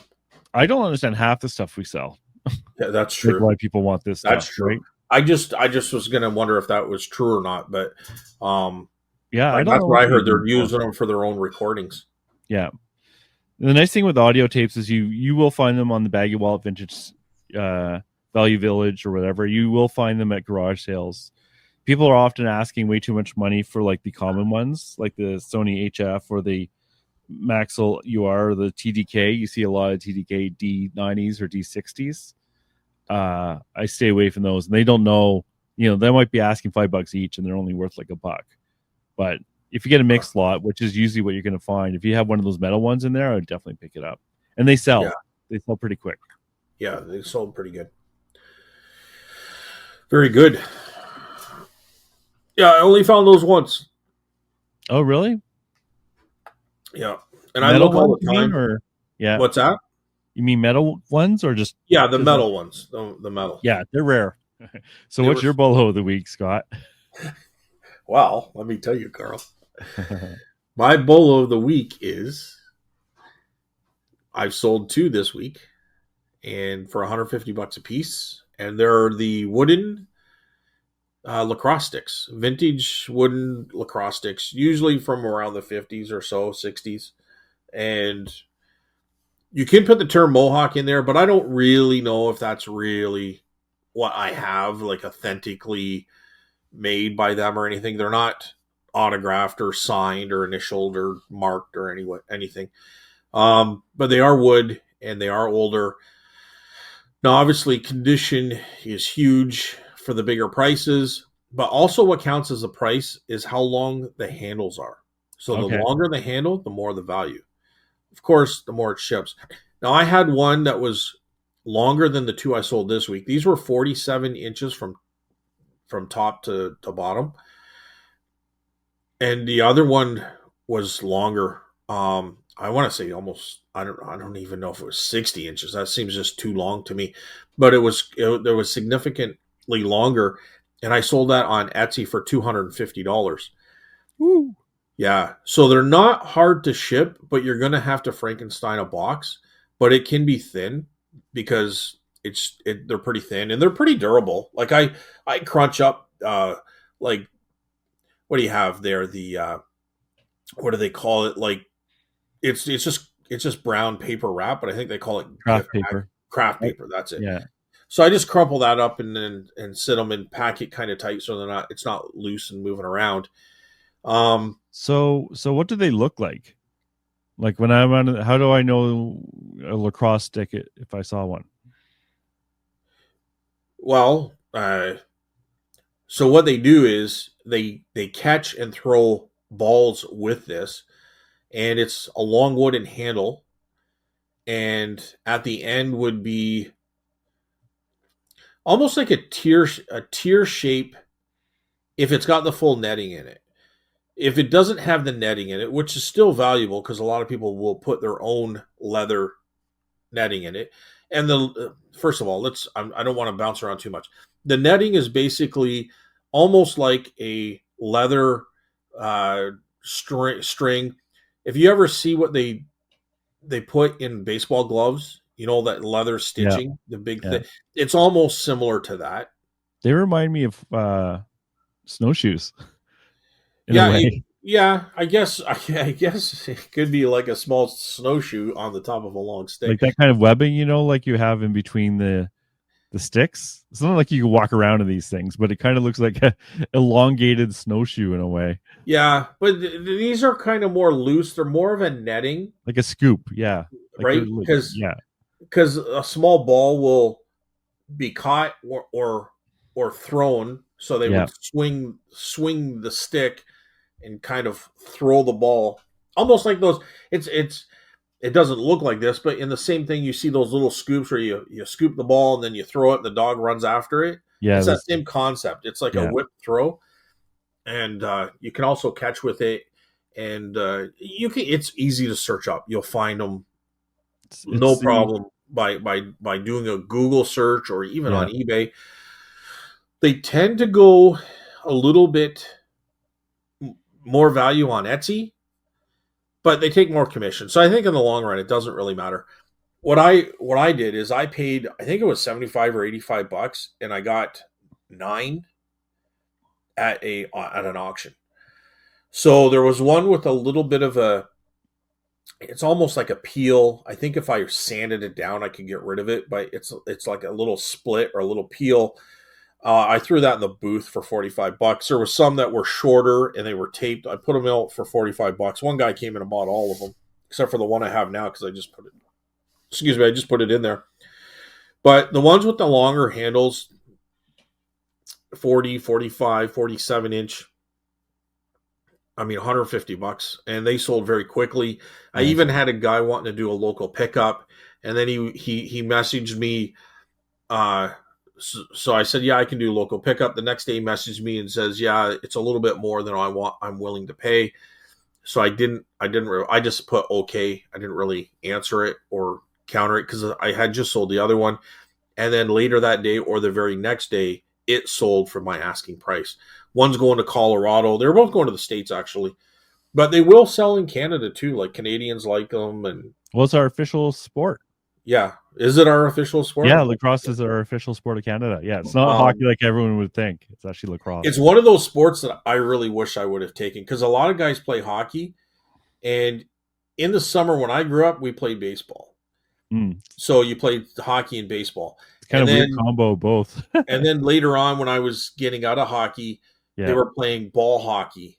Mm. But I really wish I played lacrosse, which I think is kind of what people are doing now because It looks it looks like a really fun sport it for looks sure. like one of those sports that could get violent really quick. You can either catch You the ever play ball. hockey, dude? Well, yes, but Hockey can get violent you're very quick. throwing balls around or like you have a long stick. So if you miss, it's just like everyone's attention is at the other side of the Dude, field. Whack.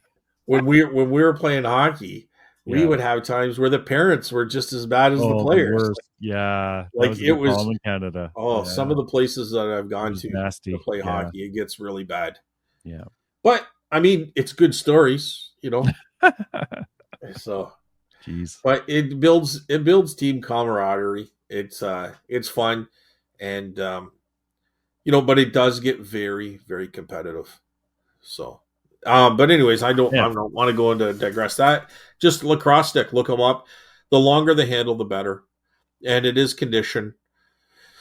And yeah, so and people like it. People they make good decor where they put it on their walls. yeah, I can see that. Some people will re-net them and Hmm. and use them. Hmm. I think now they're kind of made like hockey sticks where they're kind of like a I don't know a graphite or plastic ends and all that kind of stuff. But the wooden ones a lot of people like, and I think the goalie ones. If you look at the goalie ones, they're huge nets on them, almost like a fishing net in a way. Yeah, But I have never seen one of those, but I think they go for pretty good money as well. So sweet. Okay, yeah, lacrosse. Keep an bolo of eye the out week, for it. lacrosse stick, And that was what was that? That was Bolo bolo of of the the week. week. Yeah, there we go. But yeah, and you'll see them. It's just not often, but when you do, grab them. And what would I pay for them? So I wanted to touch upon the shipping. Where I am here to ship to the US is probably very similar to Canada using UPS in that size. I charged 35 and I think it was like 40, maybe 45, 48. Well, that's So perfect. so Because yeah, that's all. That was fine.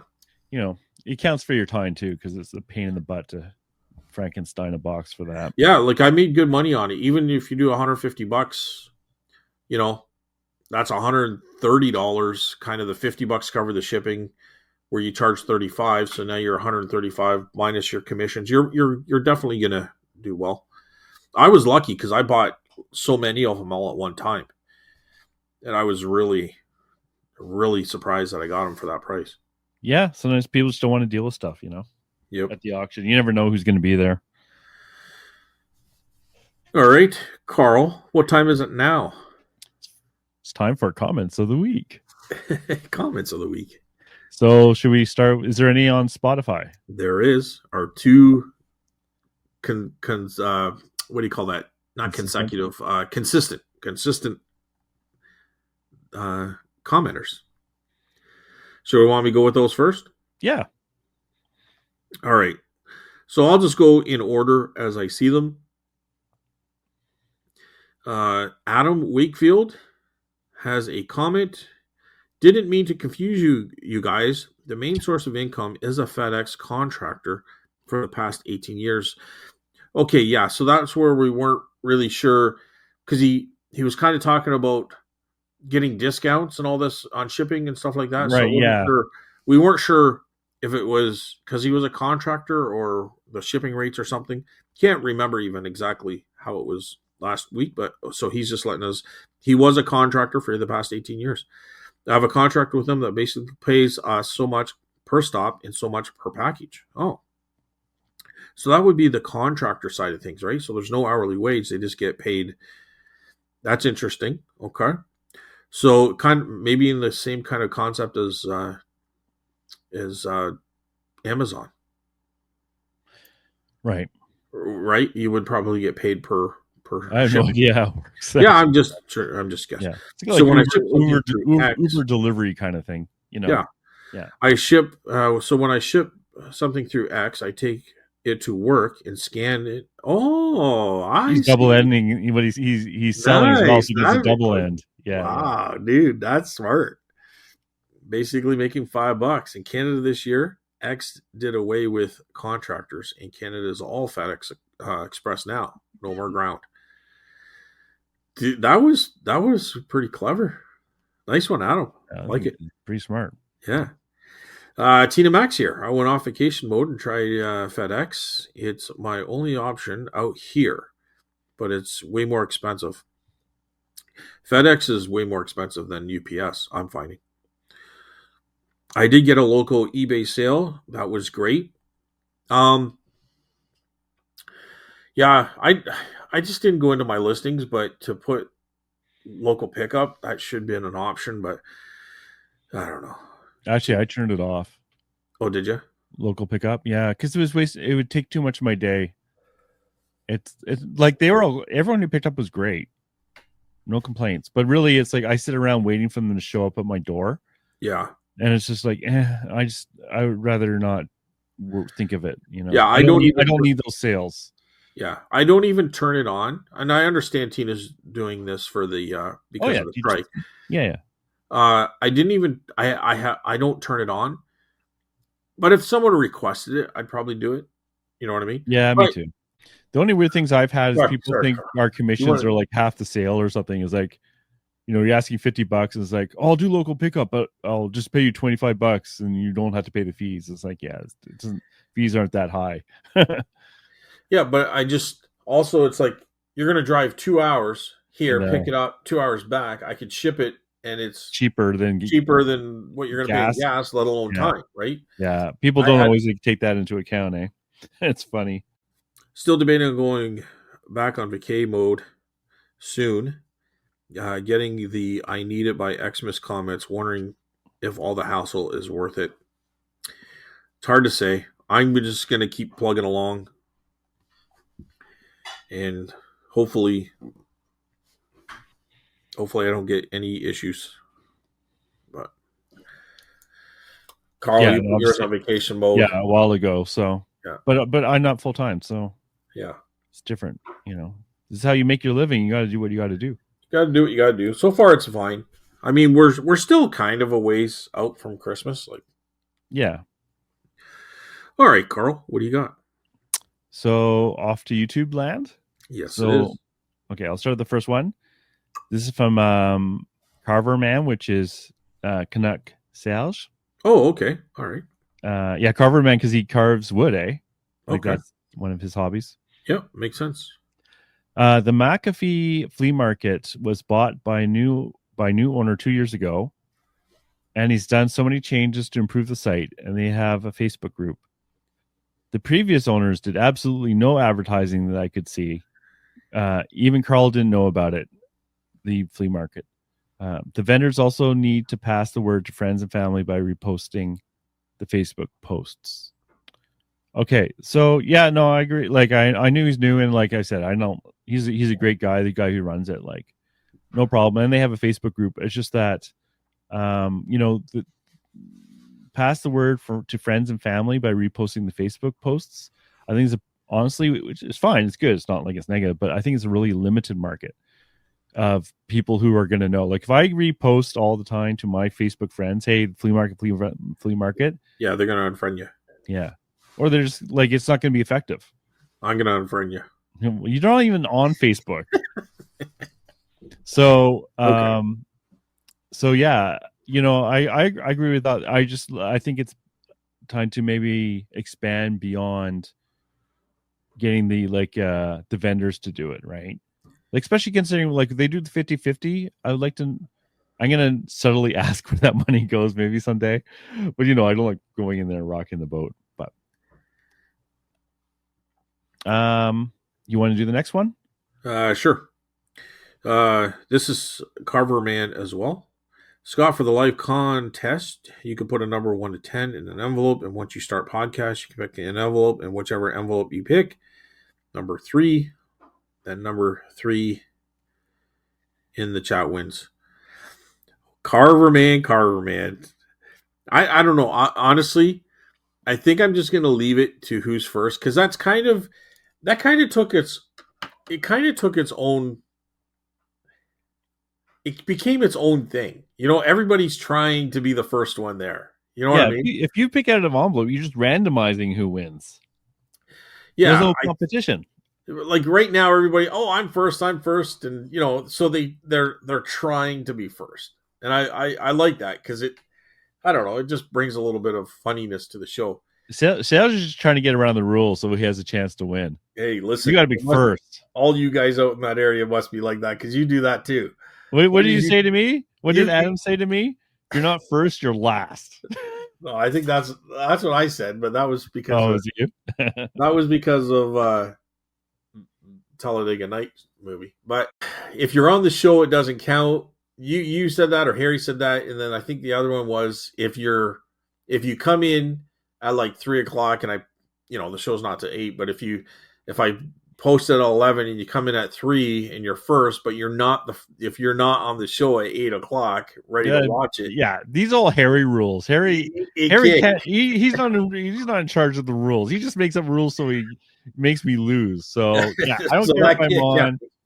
Whoever's first is first. There's none of this complications. Or you have to be there when the show's live. There's none of this. Whoever's first is first. Who's ever first. I sent Harry a message yesterday. Yeah. Harry Humstone. He's got his own channel. You go check him out. He's fun. Honorary Canadian. Yeah. Yeah. He's lives in the States. And he sometimes, I don't know exactly how far he is from New Jersey, but sometimes he'll get in there to go to the yard sales and stuff. So I asked him if he's the one flying all those drones out there looking for Bigfoot. I don't know if you heard about all those drones that are. I did hear something about that. Yeah. And it's just like, I said, Harry, are you flying all those drones out there looking for Bigfoot? But yeah, so he's funny. And Harry Humstone, go check him out. So the next comment, are you done with that one? Yeah, so I just want to say probably we'll just who's ever first. And I think I'll do a running total each month. And maybe we can use that as a tiebreaker method if there is a tie. But I think so we'll try to have a winner each month, and then we'll have a grand winner top 3 or 5 or so. Probably the top 5 because what's that? Complicated. Yeah, at the end of the year. So going into 2026, like end of 2025, we'll have like a grand top 5 winners or something. Still in the works, but I appreciate the insight for sure. And maybe we can use that as a tiebreaker. So you're next, Carl. Serge again. Great show, gents. I have started to go back and listen to older podcasts while making drafts in Canada Post and the Union. eBay store shut down because we do a lot of letter mail. Yeah, there's no way around that. I'm thinking of making some voodoo dolls to Canada Post executives Wow. and using mail carriers and getting a long pin. I get that, Sash. Yeah, This is heat the long pin up first. oh wow. Heat it up with a lighter. Listening to our older podcast, I don't know if I could go back, especially the early I ones when haven't the gone back. audio was probably not very good. I'll never listen to them again. So good job, Sash. Thanks for getting our viewer numbers up on the old stuff, though. Nice.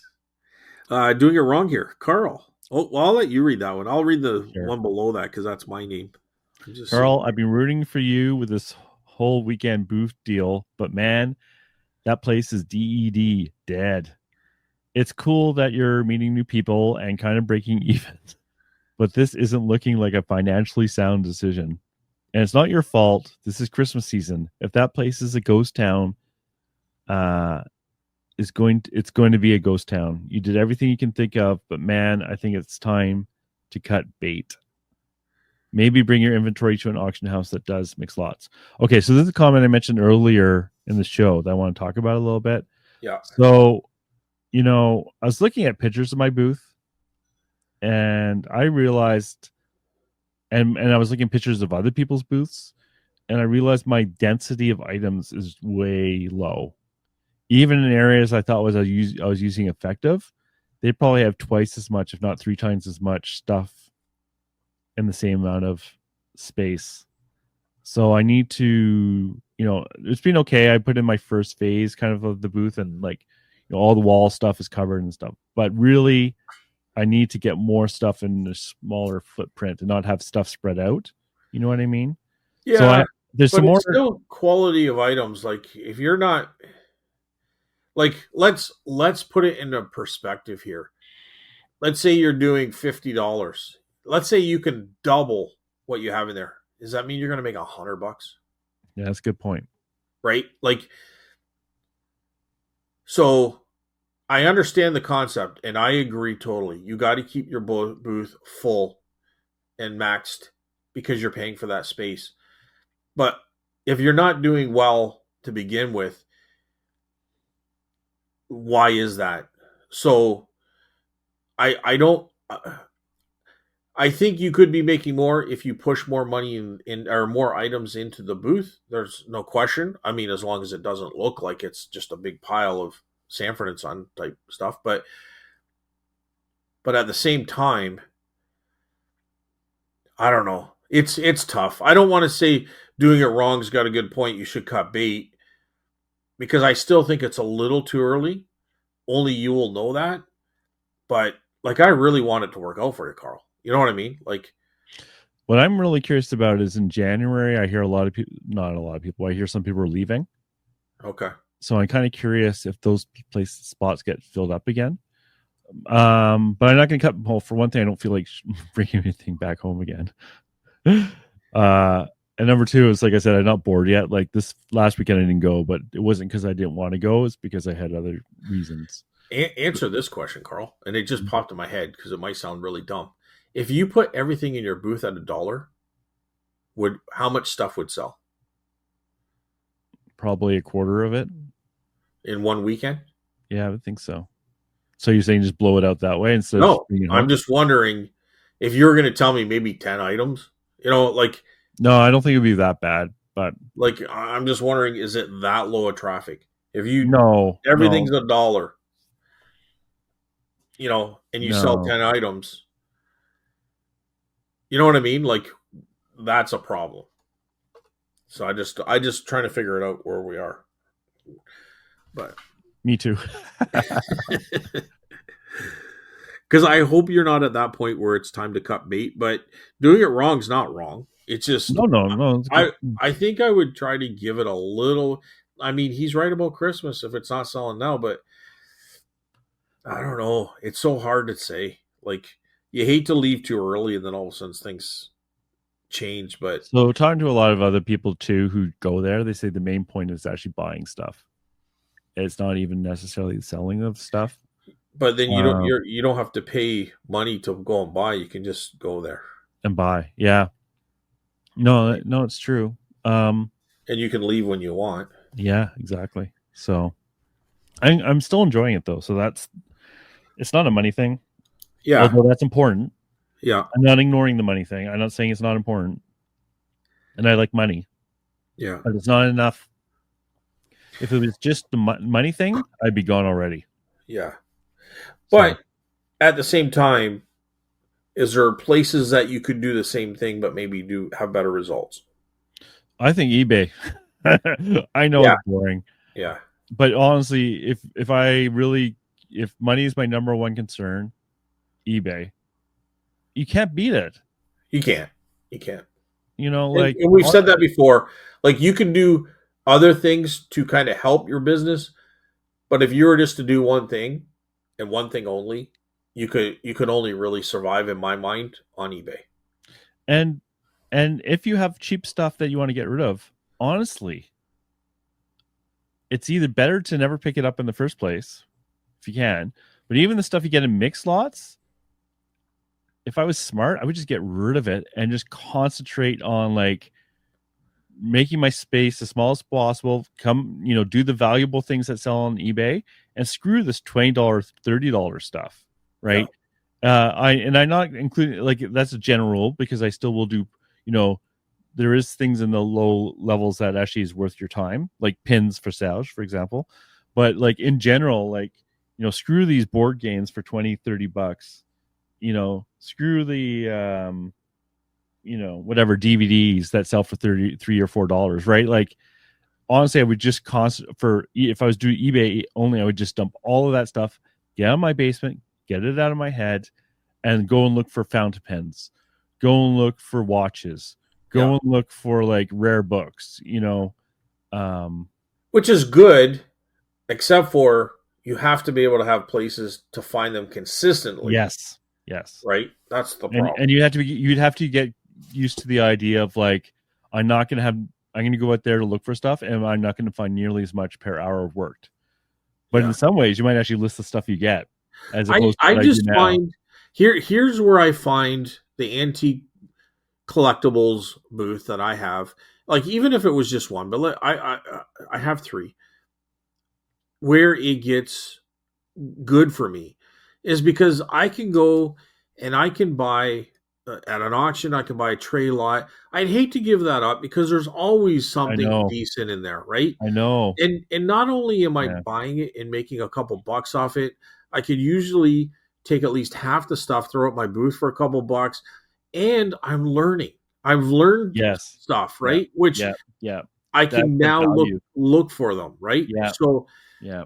um like I was talking to you, Carl, about those two silly Nintendo go karts for their Luigi go karts. Selling for 65 bucks a piece. And I bought them on a toy lot at an auction for for $5. You know what I Yeah. mean? Yeah. So And you'd have no idea if you weren't forced I to would pick have them up. had no idea. I almost Yeah. put them in the booth for like a couple bucks. Like I don't know what possessed me to just check them out. Maybe because they were a Nintendo or something. If they come with their driver, they're over $100, dude. It's a little I know. monkey that fits in the seat. Those surprises. It's like, one time I picked up a little pencil sharpener as small as your thumbnail and it sold for 30 American, right? You just never know what's You going to never be. know. And if I don't have that booth, that other option of selling that kind of stuff, I would totally not buy those things. Yeah. So I don't not want to have that option. You know what I mean? Yeah, You know what I'm saying? and this is for fun too, right? Like sometimes I get some entertainment out of that stuff as well, right? And you know what? The one thing I did enjoy when I switched to having a booth is when I source, I'm not as restricted. So what I didn't like is going out all day sourcing and not Yeah. finding anything for Right. eBay.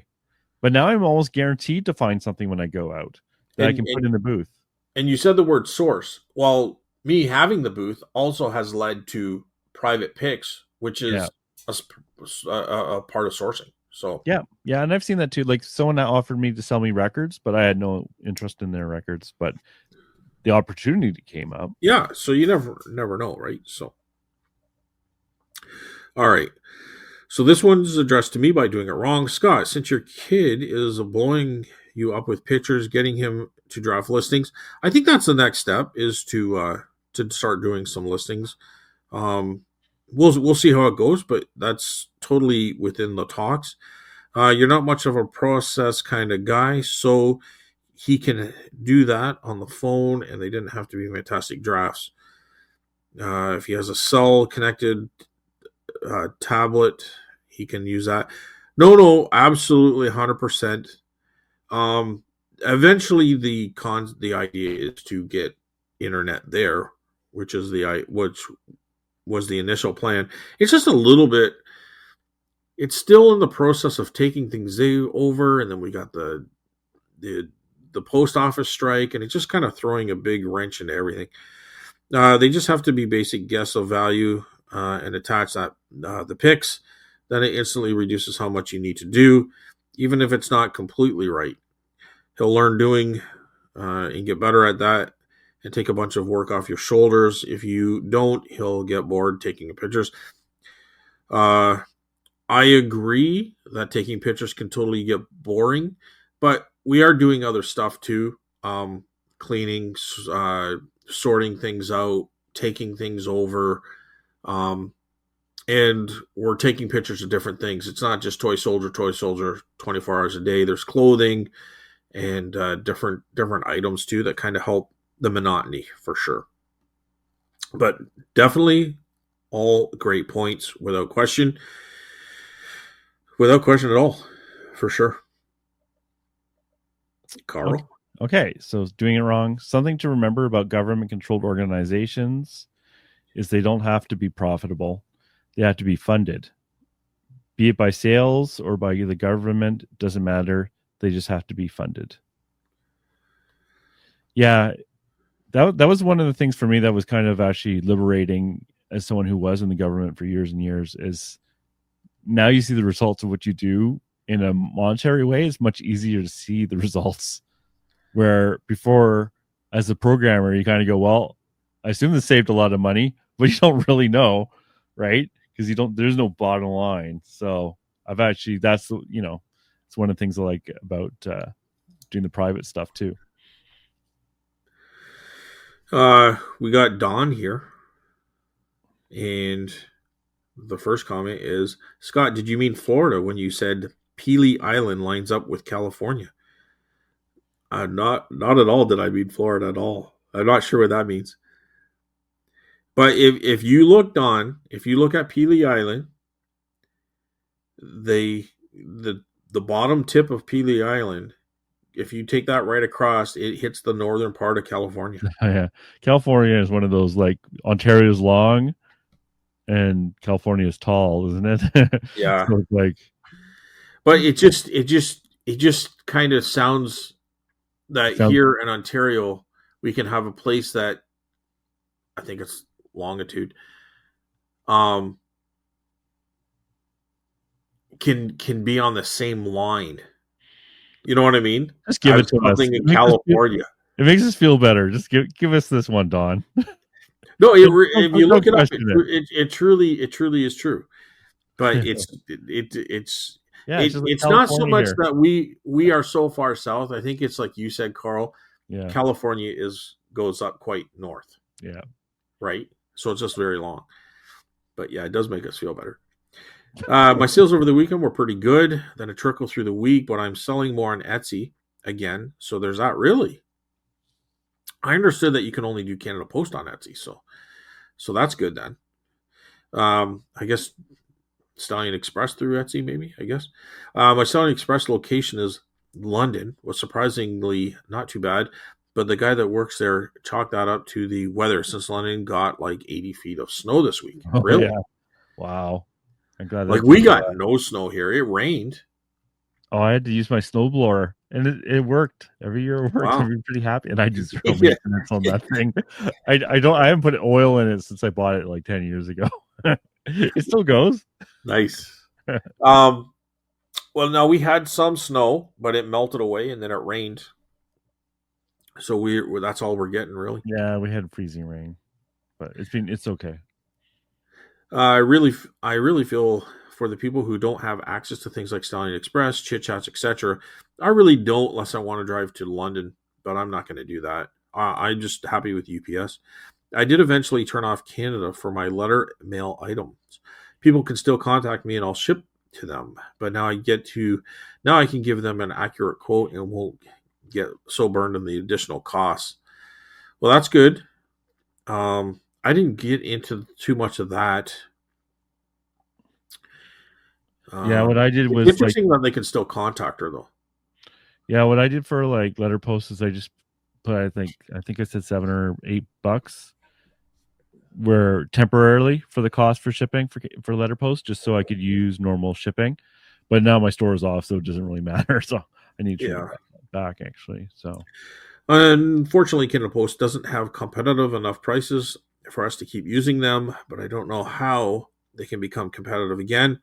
If I started using them again with calculated shipping on all of my items, I don't think I'd sell much of anything at all. Yeah, I would not use calculated shipping no, at all. the problem, like I don't know for sure, but I think calculated shipping it doesn't even account for, like, forget the strike during normal times. I don't think it accounts for our heavy discounts we get. So like once you go to shipping policies, it's so much nicer. Like you'll never go back. But I just do flat rate shipping, and yeah, sometimes that's I what I make a meant. couple bucks, sometimes I lose a couple bucks, Yeah, but I think at the end it equals out. yeah, that's what I meant by shipping policies. It's flat rate shipping. Yeah. Um, if I started using them again, I already read that. I would love to be able to use them because they would be 10 times more convenient than driving to London twice a week, and they are generally quite reliable and fast within Canada, but I don't think my business can afford it anymore. Rural mail delivery. I see Canada Post vehicles delivering to mailboxes at the end of my long farm driveway. Oh, that's interesting. All the time. So they still delivering. I would assume they are. I still see mailboxes when I go on those rural roads, Don, but I just couldn't confirm it with Carl, who I know would grill me. Do they really do that? I don't know. So I didn't want to be wrong, but Actually, I have a question. Like her yeah. last thing here is like where she's not using Canada Post. Like, is she just talking about Etsy? Because on eBay, like I said, I stopped using Chit Chats because the price was the same as Chit Chats, and Canada Post was the exact same price. So, um, yeah, I switched. It was more convenient than Chit Chats, so I stopped using Chit Chats. So, who knows? She'll reply, or I'll ask her. Scott over here almost complaining that your son's doing too good of a job, too productive. Uh, if you don't want him to actually create the listings, could be at least make a draft with a title like Toy Soldiers 1. Um, yeah, I wasn't complaining. I was complaining about Canada Post, not so Canada Post gives us such a good rate on the little toy soldiers, and UPS costs me $9 more to ship that same item. That's kind of where my complaint was. So now that I've got a lot of toy soldier photos, which is great because I have so many toy soldiers, because of the Canada Post strike, I can't list them until the Canada Post strike is done so that I can get those rates again. Because I could list them right now and sell them, but it's costing me $9 more per soldier to ship it. You know what I mean? So I might as well wait it out, and then every toy soldier I sell, I'm making $9 more than I would be shipping it US. Does that make sense? Yep. Okay. So that's kind of where that's the only thing I was saying. So regardless of where it goes, um, but once the strike's over, those little soldiers are going to be like marching on the. They're going to be marching on the eBay. Uh, type in the measurement, upload the photos, and leave everything else for you to do later. Once you get internet over there, of course, it would still have a bunch of time. I think You'd have to figure out the inventory will be stored in the meantime between when he handles it and you list it. No, sorry, Scott. I haven't sold any drawings like that. You were showing. Sorry. Oh, okay. Wasn't sure. Um, yeah. No, I think it's fine. I mean, I can account like if I just account for the time. I mean, it's very easy to kind of calculate the time and the amount of items being photos being taken of those items. So that's just kind of where we are now. Really, I mean, 3 days ago, a week ago, I mean, we're a month into it. So if the strike was over last week, everything would be glorious. You know what I mean? But it's just, I think that's true, but I also agree with Don that even just like creating dummy drafts will save you so much time. But well, here's the problem. Here, each item to create the dummy draft, each item, and this is kind of why I don't want to do the what I talked about it before, the listing assistant or yeah, right. So what's going to happen is, sure, it's going to create time, but I think there's a lot of redundancy. So there's a lot of work that's going to be done there that I'm just going to end up having to do again to double check it. Like, is the number, because each toy has its own model number, bring that up, and then like, is that something I'm going to have to check anyways? And because it's a couple clicks of a button, I might as well just do it and do the couple clicks. It's, you know what I mean? So I don't want to get into having a lot of things done twice. I'm not disagreeing with you. That's just kind of how I'm looking at it. Right. because a lot of those toy soldiers are easy, but they also have UPC codes, right? Uh, they could have UPC codes too, And that will but fill out a lot of the information for you. And yeah, but I do think like editing something is a lot faster than creating it from scratch. But you do you. But no, no, no, I no. agree with John on that one. I'm going to say it's even easier than the UPC code. It's there. Every toy soldier has a model number. Yeah. Well, you need both. No, I just type in Britain 32568. Yeah. It brings it up. Boom. Sell similar. Yeah, what we're trying to say is like by him, if he created the drafts, you could just edit the drafts when you're ready to put in the price and stuff and just double check stuff. Yeah. I still think that would save you a lot of time over creating it from so creating it. Because not every single soldier might be in the right package, I'm gonna have to check that anyways. Well, because I'm me, Carl. And right. you do you. That's what you said. Well, you know, I agree with you, Don. There's no convincing him. I'm convinced, but I'm still stubborn. But there were definitely good points, and I appreciate the input. I really do. I always appreciate the input, but sometimes I just, Carl, how many times have I said to you about stuff about the booth? It doesn't count for me. It only counts for you. Okay, there you go. I know, but I got to do it this way until whenever. All right, go ahead, Carl. Doing it wrong? Yeah. Here's a solution for Canada Post on profitable routes. Lock in all the existing routes right now today. Then in 20 years, Nunavut won't be the frozen tundra with low population, but the hot new place that doesn't get snow. Hope that joke makes sense. It does make sense. Yeah. I don't know what they're going to do. I'll just keep driving gas vehicles, dude. I'm trying to do the best I can to keep that tundra soft, but oh my God. Okay. I am very curious what they're going to do next year. But anyways, we've gone down that road 1,000 times. You want to do the next one? Sure. Hey, Scott and Carl. This is from Randy, Nova Scotia Celt, 5218. Hey, Scott and Carl, your last remarks are why I enjoy this show. You both have different views, but can debate without arguing or getting mad. Okay, I'm going to digress here. I haven't watched it yet, but that podcast guy with Josh and Bearded Picker and all those guys, did you hear the title? Josh got mad and stomped off the show. We don't know why. Oh, really? Okay. Yeah. I haven't watched it. I just wondered if you watched it. No, not yet. I forget the podcast show, but Or if I did, I can't remember. I might have actually watched that one, and I think he had just had to leave or something. It was clickbait. oh, was it? Yeah. I was hoping there was. I was gonna watch it. And hope No, there's he a didn't big get argument. angry. No, I think it was clickbait. Oh, Yeah. dang. But okay, getting mad. No, I don't think we get mad. I think we're stubborn to the point, like each of us are, to the point where Well, he's saying sometimes, we don't get mad. huh? He's saying we don't get mad. No. So, but sometimes I do think that we're not listening.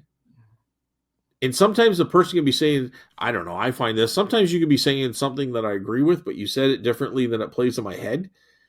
Or like, I mean, I guess the opposite could happen. Oh yeah, that's right, Carl. And I agree. That's not right at all. Carl's wrong. But I'm just kidding. I don't know, but it really is funny to see how we respond to each other, and then when I'm listening to it in the back, like playing it over again, it's kind of like that's not what we were talking about at all, you know. So Yeah. that's kind of funny, but yeah, I don't think we get mad. That's for sure. So Not long term, might be short term. I don't get mad. I get even. Wow. I don't know. I tended to micromanage until I found someone who knew what they were doing, and then I was happily to leave them be. So you got to find the person who thinks just like you.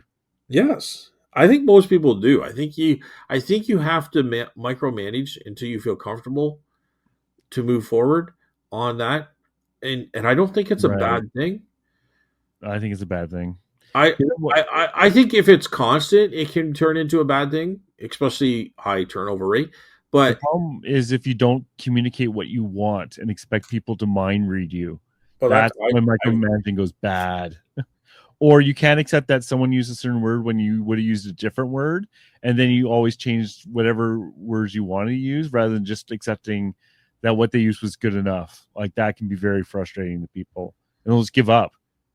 I don't think anyone would even care or see that in this case. Yeah, well then you haven't had the right manager. Then I've had like sent great emails, you ask for feedback, and they just switch things around for no real reason just to give feedback. It's like this. Yeah, but if they're putting in a listing, my son doesn't give a shit if I change the wording around. Well, it's not about you don't even let him make listings, so how would you know? No, but like that's what I'm saying. So like my my micromanaging skills are pretty good because I Yeah, don't. because you won't even let him do anything. Yeah, So you don't let them do anything. How can you yeah, micromanage it? Jesus, you. I'm sick of saying you do you, but Listen, it's going very good the way it's going. Okay. As far as him and I dealing with stuff, it's all good. He's very happy. Uh, I would even undo setups. The boss did because it was the way I wanted it. Wasn't. So glad I am my own boss. Yes. Thanks for the video, Randy. Well, thank I, you for the comment, Randy. I like being my own boss too. I do like that. You know what? I like the freedom it gives. Like, I mean, okay, so I can say, "Hey, I'm working to midnight," ooh, right? And it sounds all good. But you know what? I can sometimes sometimes I can start at noon or start at 10. Mm. You know, it's whatever I want. Like if I wouldn't be able to do this podcast if I was at work because I'd be at work. But now I can do the podcast. I can work. And I'm kind of a night owl, so like evening work is good for me. I'd really like to be the opposite of that. I'd really like to be able to get up every day at and start at 7 o'clock, be done by noon. That would be perfect, but I don't need to do that if I don't want to. It'd be hard to justify this. I think we're almost at we're at 3 hours and 40 minutes of doing this since we connected up, and it's 2 hours of podcast for 3.5 hours of talking. So And look what we've accomplished. yes, we're not And even we're on our last comment, Carl. You could wrap it all up okay. This one. Vinyl Mind, Scott. I feel like chit chats or other private companies careers. When you say Scott, that's his name is Scott. Yeah, Scott. Sorry, Vinyl Mind, Scott. Yep. I feel like chit chats or other private couriers could scale it quickly to cover rural locations, just like Canada Post does. If they did, their prices would be still cheaper than Canada Post for the same service. The two business models are completely different. I disagree with you, Scott. I don't think if it was if rural locations were profitable, I think private companies would already be doing it. Well, I disagree with you, Carl. I think I think that it would be profitable. Okay, have a good show, guys. Yeah, there you go. All That's typical. Typical. right. No, I think it could be profitable. I mean, you got people throwing newspapers out, and they're paying people to throw newspapers out at people's driveways, right? Like how can that be profitable? But yet they couldn't deliver to rural people's Like I said, places. if it was profitable, they'd be doing it already. They can't do it What do you because mean they they can't? well, it's already being done. Like it's not like you're going to have a private company following behind a deliver like Canada Post delivering in rural areas. Well, we're talking about parcels, right? Not letter mail for one, right? Well, Just to let clear, me just reread that. I because didn't see Canada that. only Canada Post is allowed to do letter mail by law Okay, so if it's cheaper to utilize Canada Post, this for is the thing. parcels. It's cheaper for them to not hire employees, but just to each time whatever kind of commitment they have or contract they have with Canada Post, put it that way. But if Canada Post ceased to do that or ceased to exist, that it might be bad for them because that would create a position where a private company would have to now do that, and that would create competition against Canada Post, and because they could do it cheaper, I'm sure it Well, they would can already do it. it Like would hurt Canada Post. private companies can already do rural parcel parcel delivery. They can They already do that now. But you're saying that they couldn't, they No, can't, I or said they can't do it cheaper. they can't do it cheaper. Yeah, otherwise they'd be doing it. If private couriers could do parcel delivery in rural areas cheaper than Canada Post, they would already be doing it. But you're telling me they do it. No, I didn't say they do it. I'm saying they're not doing it. Yeah, because it's cheaper right now for them to do it through Canada Post. Oh, yeah, yeah. Okay, I see what you're saying. Yeah, like UPS will do last mile delivery using Canada Post for rural areas But because they. if Canada Post wasn't doing it, it could Yeah, totally be a viable option for a private company like UPS or something. But they could easily slip in there and take over, probably at a profit, where Canada Post is saying they're doing at a loss. that doesn't make any sense to me. Because if they could do it, like let's just say Canada Post charges $20, right? If say it costs $20, you charge $20 for that rural delivery, right? Okay. Through Canada Post. If it really only costs the company, I don't know, $15, private companies would already taken over that business right now. But they don't. They hand it off to Canada Post for that last bit. But what I'm saying is, if Canada Post didn't give them that option to do it through them, Yeah. they would be probably in there doing that. But Canada Post doesn't want the competition, so they do it at a cheaper rate. No, I don't think that's it. I think that is. No. Like so I think right now rural routes are being why it's not even I think I know. Rural routes are being subsidized by city routes. Like that's the fact. That's not you know, me just saying that. It's a known issue, right? You know it. Well, it's the truth. So it's not a hidden thing. It's the truth, right?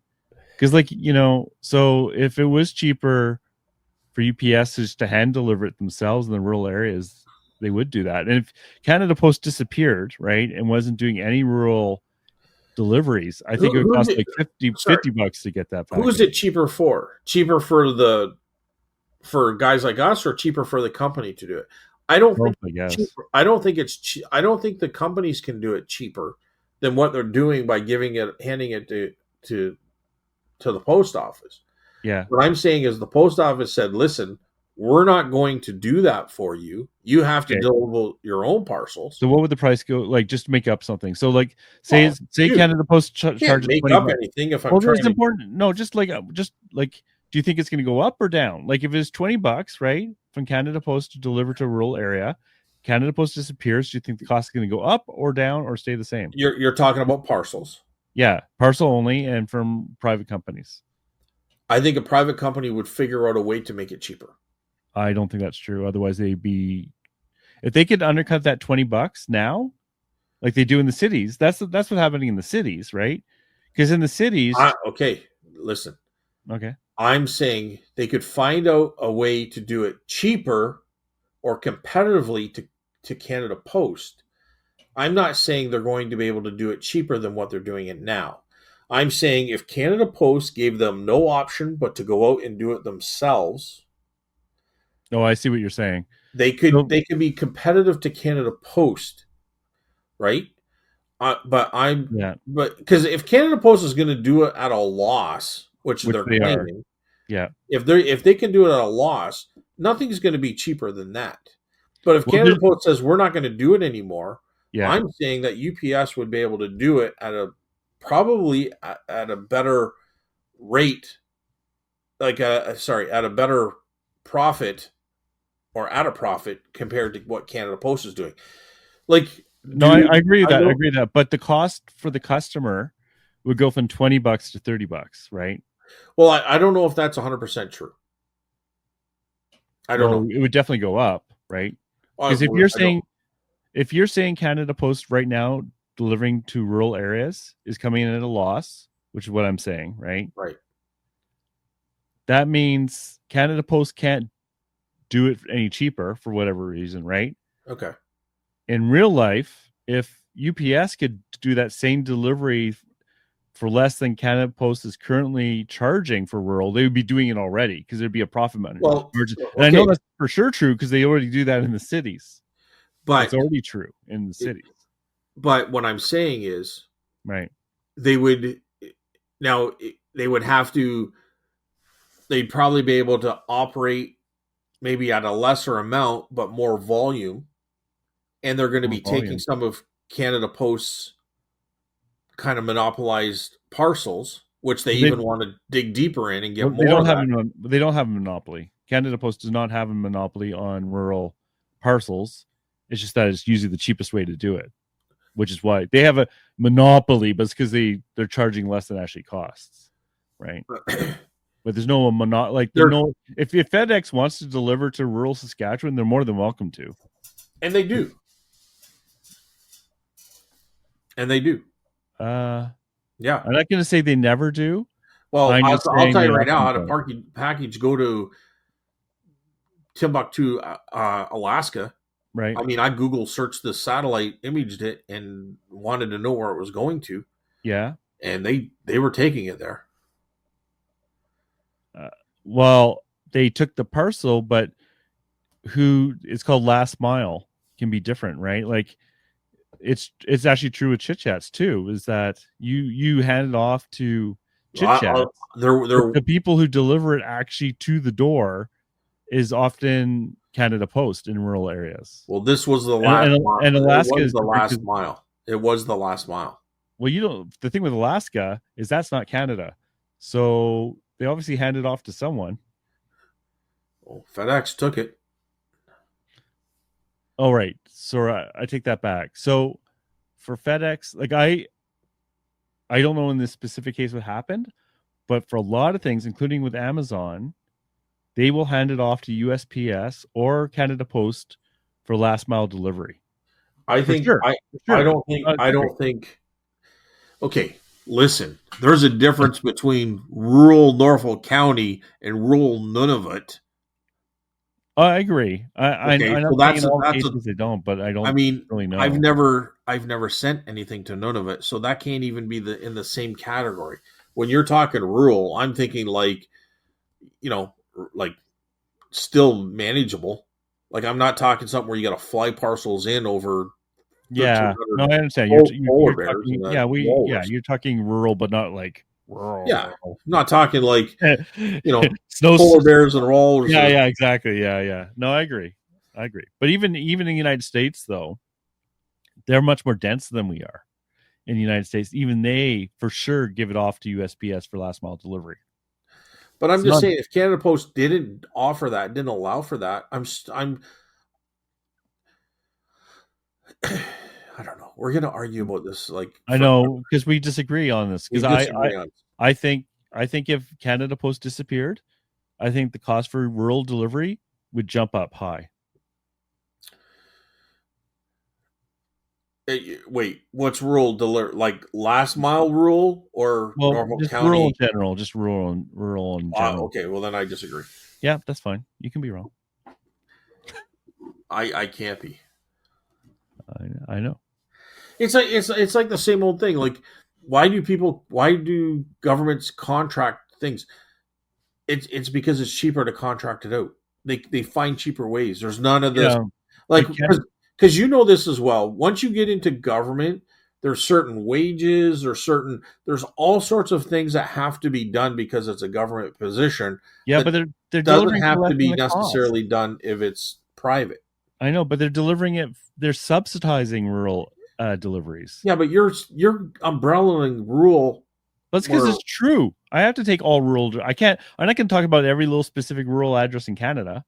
I'm just saying, in general, rural deliveries are subsidized at lower than the cost to deliver them I on disagree. purpose. If you're talking like rural If here you where I don't can know that, then if you I haven't read anything about it, dude, I can tell you right now, I right? grew up in a rural area. Yeah, Dawn lives on a farmland. You're telling right. me UPS doesn't deliver or FedEx doesn't deliver to her? I'm saying Oh, that that's under your umbrella of we rural. weren't talking about that. We were talking about, well, we were talking about that a little bit. You said But what rural I is was, everything. Everything is rural. uh, She's on rural area. dude, just I read the statements from Canada Post. You can read them black and white as much as your little eyes want to do. and what am I reading? Oh, we Rural monopolize it. deliveries are subsidized by urban delivery. But It's not a secret, what I'm saying is, right? You get me and upset, man. would That's you very would you say Dawn living on a farm is considered as your rural delivery? It depends on. Well, there's Yes or zones. no? Well, I don't know where she lives On a farm in the middle of rural Canada, because rural just Ontario. because you're on a farm doesn't mean you're rural. Yes, Postal it code. does. No, it doesn't. It depends on the postal code. If you have a farm in the middle of Ottawa, you're not considered rural. It's not Okay, like there's zones. our We have delivery zones, and there's I don't know how many different zones there are, but that's why the costs are different. her address probably is RR something. Yeah, it does. I tell you, it does. Okay, so you're saying it's possible that she lives in a rural setting out on a farm, still within southern Ontario. You're saying it's possible. So are those the rural routes that you're talking about? It depends on the postal code. Okay, but you're saying it's possible that she's a Yeah, rural I'm not address. saying it's likely, but it is possible. And you're saying that UPS wouldn't deliver to those addresses. They would they would No, I was talking. Well, you're kind of switching a little bit because I said, no, you umbrellaed everything. I'm trying to pick apart your umbrella. And I'm saying well, like it's the wrong umbrella. I'm holding a different one. I was talking about. where do you draw the line as to what a rural setting is? Well, I don't. Is Canada Post does it? Canada like you You can look read it the up. little fine print There's on their zones. website. They have zones for each postal code, and the Okay, so zone determines what you are. which zone, Carl? You're making this difficult, I man. don't know what else to tell you, man. Where are you talking about for your rural umbrella of rural locations? Like how One's far? defined by Canada Post themselves. You could look it up if you really wanted to. So in other words, you don't know Well, I don't know what. what What you're don't I talking know? about. I know what I'm talking about just because you don't know what you're talking about. Because what I'm saying is, dude, I what know what what you're I'm saying talking is, about. All right. listen. Okay. Listen. You're saying, oh, whatever they call it. Well, okay. But my vision of a rural location is obviously different than yours. So if we're talking about two different Well, what locations, are you basing it on? living out in the country in a rural area, which is rural, that's why it's Then you're called rural. wrong. You're wrong when it comes to Canada Post, because Canada Post determines it by your postal code. So I'm not wrong because that's my opinion. When it's Oh Canada no, there's no Post, opinion when it comes to what Canada Post defines as this is rural or why not. I'm asking you, Carl, what are you referring to as you're the one that read the little fine print, the little comments, the little section in Canada Post. So All my memorized. question is to you, Mm-hmm. what are you referring to as rural? That's all I asked.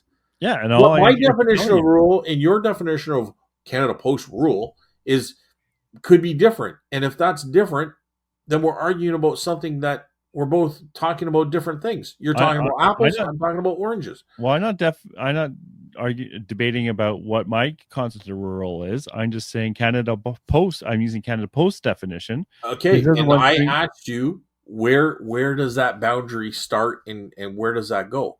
And if you don't know the answer, just simply say, "Hey, Scott, you know what? I don't know." I don't know what Canada Post uses to determine that. That's Okay, well internal to that's them. how can we argue about this point because you don't know what you're arguing for, and I don't know what you're arguing about. I don't know how Canada Post defines it.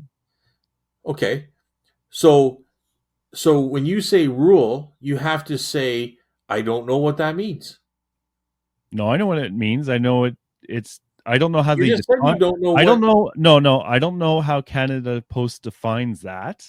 right. But I know you can look it up. Any postal code you can look up and see which zone they're in. But that's my whole point here. Because we could Thank be you. talking I when I accept say that. they're going to deliver, and you're talking about 20 miles north of Nunavut, near where Santa Claus lives at the North Pole. That's not. I'm talking about rural areas around here. So we're talking about two different things. So Simcoe near you, right? Right. I wonder. I don't know what that zone is. When I grew up, which is 10 minutes outside of town here, this little Right. town of Simcoe, Right. we had an RR address, rural route 8. It's your concession, right? You live on concessions. You live in a rural area. That's considered rural. That's what I'm talking about. And I'm saying there's no way that UPS does not deliver to those areas. And Okay. Don will vouch that they do. But if your rural area is strictly on what Canada Post calls rural, and when I ask what that definition means, and you say I don't know, so I don't. How do I know what to argue about? Because if you're just talking about whatever, and they say whatever Because their we're term talking about is, Canada Post delivering to those areas that they define by themselves. I know what your I know what you're interpreting their interpretation is, but you're not telling me like you're telling me it's math, but you're not telling me what equation. You're Well, I just don't. math. Like I said, I Well, don't. like is it multiplication? Like what do you want me to I, do? Oh, I have no idea just how do they do math. the Do you want me zoning. to do algebra? Do you want me to do What? Chinese blocking or stick counting sticks or like I don't know what math am I I don't doing? even know why we're talking about this anymore. Well, because I'm asking you a question that you don't know what to answer. Thanks, Scott Vinyl. Thank you for like. If it's not Don, it's Scott. I have a feeling I could look this up, but if I send it to you, you won't read it anyways. I'm not going to read it, but I would take your word for Yeah. Oh, would you? I'll take advantage of that. it, and then I'll correct you next week. Yeah. Well, anyways, enough of that. All right. Thank you, Scott. Yes, thank you. I don't mind. Yeah. All right. Anything else, Carl? I don't think so. I think that was long enough. 2.5 hours. They're getting longer each week. I don't know what to say. I don't even know if there's anything to cut out this time. Maybe a little bit, but There could be a lot. yeah. Everything you say, I've got note. So I guess there's a show next week. And then we're probably off the next 2 weeks because it's the 25th and the 1st. Maybe the 1st we'll do one. Oh, so we're not going to do one on the 25th? On the 25th? No. No. Well, that's when we record, and it's released the 27th. So, oh, Well, then we could Oh, we could probably sneak it in. we could sneak one in. We'll just maybe do a half an hour one. Yeah, right. Well, Canada, all about Canada Post. All right, Thanks for bud. being- Well, thanks everyone for your for the comments, Yep. and we're here every Friday, both on Spotify and YouTube, audio only. Anything you want to say? Any parting words, Carl? No, thanks for everyone for listening, and Any last messages to those people that live in rural areas, no. which is unidentifiable unless you go to Canada Post. Fly, I'm gonna look up your address and send you something. Or All right. okay. All Anyways, right, buddy. thank you, everyone. All right. Thanks for coming in. We'll see you next Friday. Have a good week. Bye, everyone.